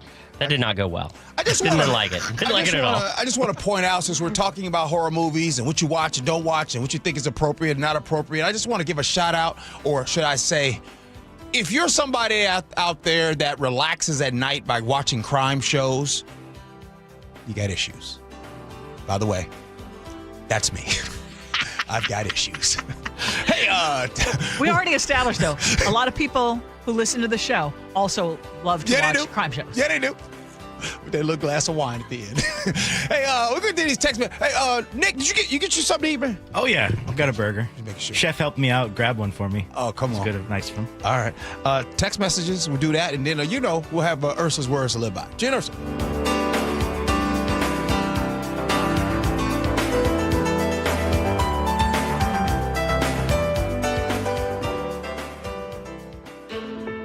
Years ago, I wanted to be part of keeping the Seahawks in Seattle long term. 3 decades later, 12, they're bringing the trophy home. 2 Super Bowl championship banners hang in the stadium Paul Allen built. Now, a new era of stewardship begins. Most things that seem impossible become possible. And we welcome the Khosla family to Seattle. From the home of the Seahawks since the very beginning, KIRO News Radio. Moving into Aegis was one of the best decisions I ever made because I became connected with lots of friends. This is my friend Susie, and we haven't known each other very long. We just kind of clicked. She found this wonderful place, and so that I moved in. One thing we both like, we watch football games. I'm a tight end girl myself. Aegis Living has been trusted for nearly 30 years to deliver award-winning care in luxury senior living. Visit aegisliving.com/KIRO and see for yourself. Looking for a simple solution to hair loss this summer? Get the same breakthrough one-day treatment I received at Advanced Hair during their once-yearly summer savings event. Your own natural hair begins to regrow the very next day, and Advanced Hair guarantees it will grow. Take advantage of your flexible summer calendar and get the most hair for your dollar during their best offer of the year. For details and a free consultation, call 425-449-8185, advancedhair.com. Honey, that flu keeping you up? Did you take NyQuil Intense Flu? Nah, I got this. Okay, I don't got this. Yeah, you need NyQuil Intense Flu. Undo your flu with NyQuil Intense Flu. NyQuil Intense Flu provides powerful relief of your flu symptoms so you can sleep. You do got this. NyQuil Intense Flu. The nighttime sniffling, aching fever. Best sleep with the flu medicine. Use as directed. Keep out of reach of children. My brother had his identity stolen. My neighbor did too. Identity theft is the #1 crime in America. My gosh, my manager? My cousin. LifeLock detects, alerts you to, and fixes identity theft, guaranteed or your money back. Wow, that's a lot of people. Kinda makes you think. Don't wait to become the one identity theft happens to. Get LifeLock. Save up to 30% with promo code NEWS at LifeLock.com. Terms apply. Jane is a small business owner. Tell them what that's like, Jane. Yeah, well, it's like a roller coaster with a lot of ups and downs, and some days things can feel like they're flying off the rails. Yep, it's a lot. But the Total Solutions Advantage only from Comcast Business can help you manage it all. With the largest, fastest fiber-powered network designed for 100% reliability with business internet and wireless connect. Nice. So everything stays on track. The Total Solutions Advantage. No one does business like Comcast Business. The more solutions you add, the more you save. Get started today with a qualifying internet package for as low as $60 a month when you add an advanced solution. Plus, new customers, ask how to get up to $1,500 in prepaid cards when you add 2 lines of mobile to a qualifying gig bundle. Don't wait. Call today. Limited time offer. Restrictions apply. New customers only. 1-year agreement, paperless billing, and automatic payments with bank account required. $60 offer requires 300 meg internet, security edge, and additional qualifying service. Equipment, taxes, and fees extra. Prepaid card offers end 9/13/2026. At Progressive, we know making a difference starts with making things happen. That's why we're partnering with organizations in your community to make change happen. By helping veterans get the reliable transportation they need, helping small businesses with everyday challenges, and providing aspiring homeowners with the educational resources to help them get into their first home. It's just another way we continue to innovate. Because you can't spell progressive without progress. Visit progressive.com/purpose to learn more. Progressive Casualty Insurance Company and Affiliates. Wesley Financial Group is not a law firm, and Chuck McDowell definitely not an attorney. This is Chuck. If someone talked you into buying something really silly and you want to get out of that silly little thing, my advice, get the facts. Call me and I'll send you our timeshare exit kit absolutely free. Inside, you'll learn how timeshare works and all your options for cancellation. Call Wesley now for your free exit info kit. 800-572-3344. That's 800-572-3344. I'm Bradley Johnson with 1-800-DUI-AWAY, and I want to talk to you about baseball. It's game day. The stadium roof is open. Our club's putting up a fight. They're cold brews in hand. But outside, the police are getting ready to spot fans trying to steal their home base. Maybe the night threw you a curveball. An officer made an error. Or perhaps the bases weren't the only thing loaded. At 1-800-DUI-AWAY, we know it's not 3 strikes, it's 1 strike. And you're facing the Grand Slammer. 1-800-DUI-AWAY is here to help, even if we have to go into overtime. So call 1-800-DUI-AWAY or go to 1-800-DUI-AWAY.com to set up your free private consultation. When you're on defense, it's full count, bottom of the ninth. You want your closing pitcher on the mound. 1-800-DUI-AWAY. 1-800-DUI-AWAY. Is your car's AC blowing warm air? Don't sweat it. Right now, save $50 on any AC service at Bucky's Complete Auto Repair. Honest pricing, guaranteed work, 16 family-owned locations, and no appointment needed. Stay cool this summer. Buckys.com. Want to see the defending Super Bowl champion Seahawks open the 2026 season against the Patriots September 9th? KIRO Newsradio is giving away 4 tickets. Holy catfish! All you have to do is open the KIRO Newsradio app and enter. You can enter once a day from August 25th through August 31st to boost your chances. Full details at mynorthwest.com/win. Touchdown, Seahawks!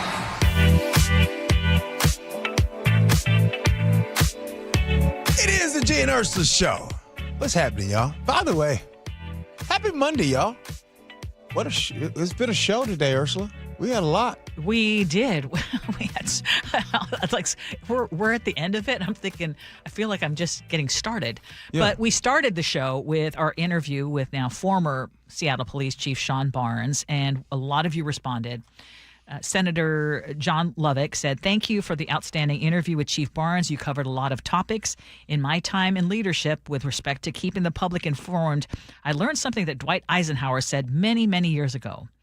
Bad news does not get better with time." Great interview. Andrew from Oklahoma says, "I never got to tell Chief Barnes that one of the reasons that I'm in the background check process right now to become a police officer for SPD is because of his consistent commitment to integrity. Please tell him thank you for me." Oh, wow. Kevin in Seattle says, "Thank you for the interview with former Chief Barnes. I have zero confidence in Mayor Wilson's ability to lead the city, and this firing is yet another reason. It seems to me that this entire incident could have been handled with Ursula-style communication between the mayor and the chief before moving forward." Mike in Portland says, "Wow, when you ask, were you treated fairly? And his answer is, it's policing. That's quite an admission. It really highlights some of the horrible assumptions people have about law enforcement and apparently how they've come to expect to be treated." And then there were also folks, and I mentioned there were some folks who were weighing in on our Gee and Ursula Show Facebook page, continue to weigh in there as well. And I did see the comments about an NDA keeping him from really speaking out and what he really thinks about the chief. About the mayor and how it was handled. And I don't know if you want to speak to any of that, Gee. As far as the NDA? Yes. I think that I think Chief Barnes answered as much as he could. Yeah. I don't believe that Chief Barnes actually knows the reason. And by the way, I hope, Ursula, that we find out the reason at some point. We're still trying to find out the reason because it's clear as mud. Was he fired? Was he asked to resign because he wasn't good at his job? Yes. Or was he asked to resign because of what happened with the bite of Seattle tragedy? Or was he asked to resign because that just wasn't your person? Yes. Or what's in that window that you have that we don't have into the department. So that never got fully answered. Yeah. A teacher is appearing ready for a strike in Seattle. Don in Tacoma says, I would like to give a different perspective from people's quotes in newscasts in support of teachers. The greed of the education union and teachers is out of control. The ridiculous level of spending per student in Washington is insane, and yet every year the union comes back saying teachers who get incredible pay, benefits, huge amounts of time off, and many of whom will get large lifetime pensions are not getting enough. I think we are spending far too much of our budget on education. Hey, Kevin in Tacoma is a 49ers fan. I know that was random, but I just wanted to just say that. Okay, back to the text messages. Our interview with one of the stars, husbands of Married at First Sight. Peter from Port Orchard, he made it to the list. Thanks for reminding me why I don't like reality TV. Peter had a good point for a number of reasons. All right, Ursula. I get it. It's time. They're good old words to live by. What you This is got? a quote from Michael Josephson. People of character do the right thing even if no one else does. Not because they think it's going to change the world, but because they refuse to be changed by the world. Yeah, that's real. Reminded of that every single day. I think that's one of those, the older you get, the more you really step into what you just said. That was good. Nick, what's up, good brother? Well, I know it's back to school soon for a lot of kids near here, but it seems this show went back to school on guests booked without fear. From getting Sean Barnes on the show to bringing back Coach Dan, you could say we wanted to hit the ground running within our plans. But not to fear, there's no intent to strike and stop the show, especially after G brought in some burgers quick to go. We'd probably have doubled the guests we had today if we knew about the food that he brought in. All right. Good. I've had more chicken wings than I've had probably in an entire year. Hey, I need a nap. Honey barbecue wing. Chef, did you eat that whole burger, bro? And a couple wings. There's even like sauce out there and syringes. And the syringes. That's I can't control myself. Yeah, it's real. All right, Ursula. We got any guests tomorrow? We're going to do this again tomorrow. We got any guests? That would be nice. By the way, I like about if you're elected officials and all y'all, come on to the Gee Ursula Show. Exactly. And tomorrow is my last day before I go on vacation. Last day? Oh, yes. I hope not last day forever. No. But last day, yes. Yes. It's going to be a party. Yes. It's going to be a party tomorrow, Yes. y'all. Anytime there's a party, you got to have fun. Thanks, Yes. Ursula. Thank you. Do this again tomorrow. Thanks, Chef. Chef, that's a new hat. Man, you notice everything. Yeah, this is true. Okay. I'm wearing a new hat. Yeah, I thought I saw He always notices the clothes. Nick, thanks, man. You too, man. Appreciate you. The Jake and Spike Show, they're coming in next. And you know what, y'all? We're going to come back again tomorrow. At least hope that key card works. We can come back. Appreciate you for listening. Love you for that. And as always, be kind. Hope you have as much fun as we have. So long, everybody. What's up, mama? You want right now? Hold on. When your child isn't feeling well, Mommy? they need a good night's sleep.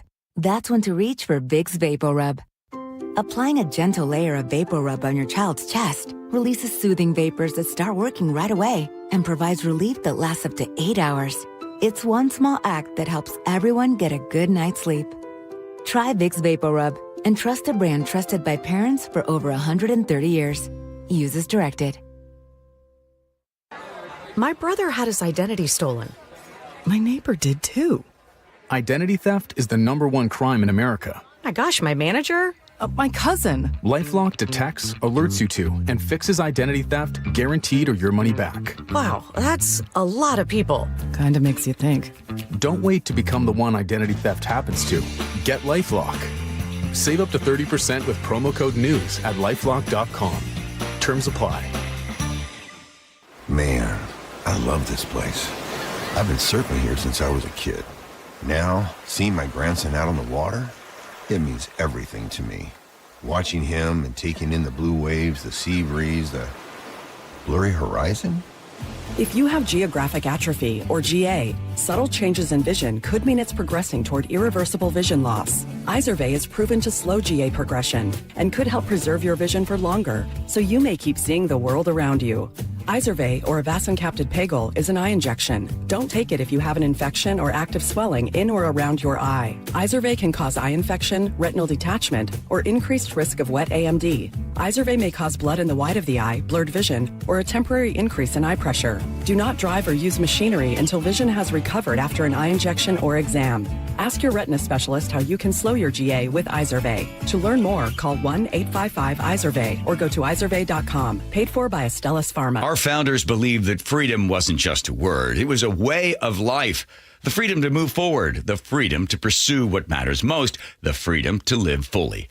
But aging has a way of taking those freedoms away. That's why there's Longevity Medical Clinic. John Curley here. My best move was becoming a patient of Longevity Medical Clinic years ago, and second best move, getting my wife Nicole to join me this year. Stop guessing and start working with a doctor who knows your goals and get personalized care designed around you, not the average patient.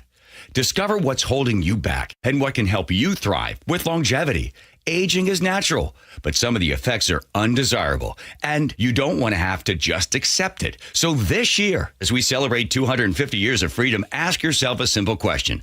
Are you living with the freedom you deserve?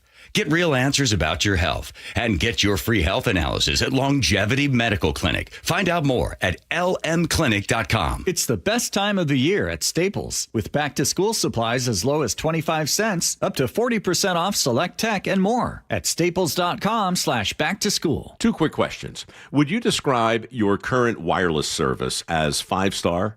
Are you paying more than $34.99 a month for unlimited data?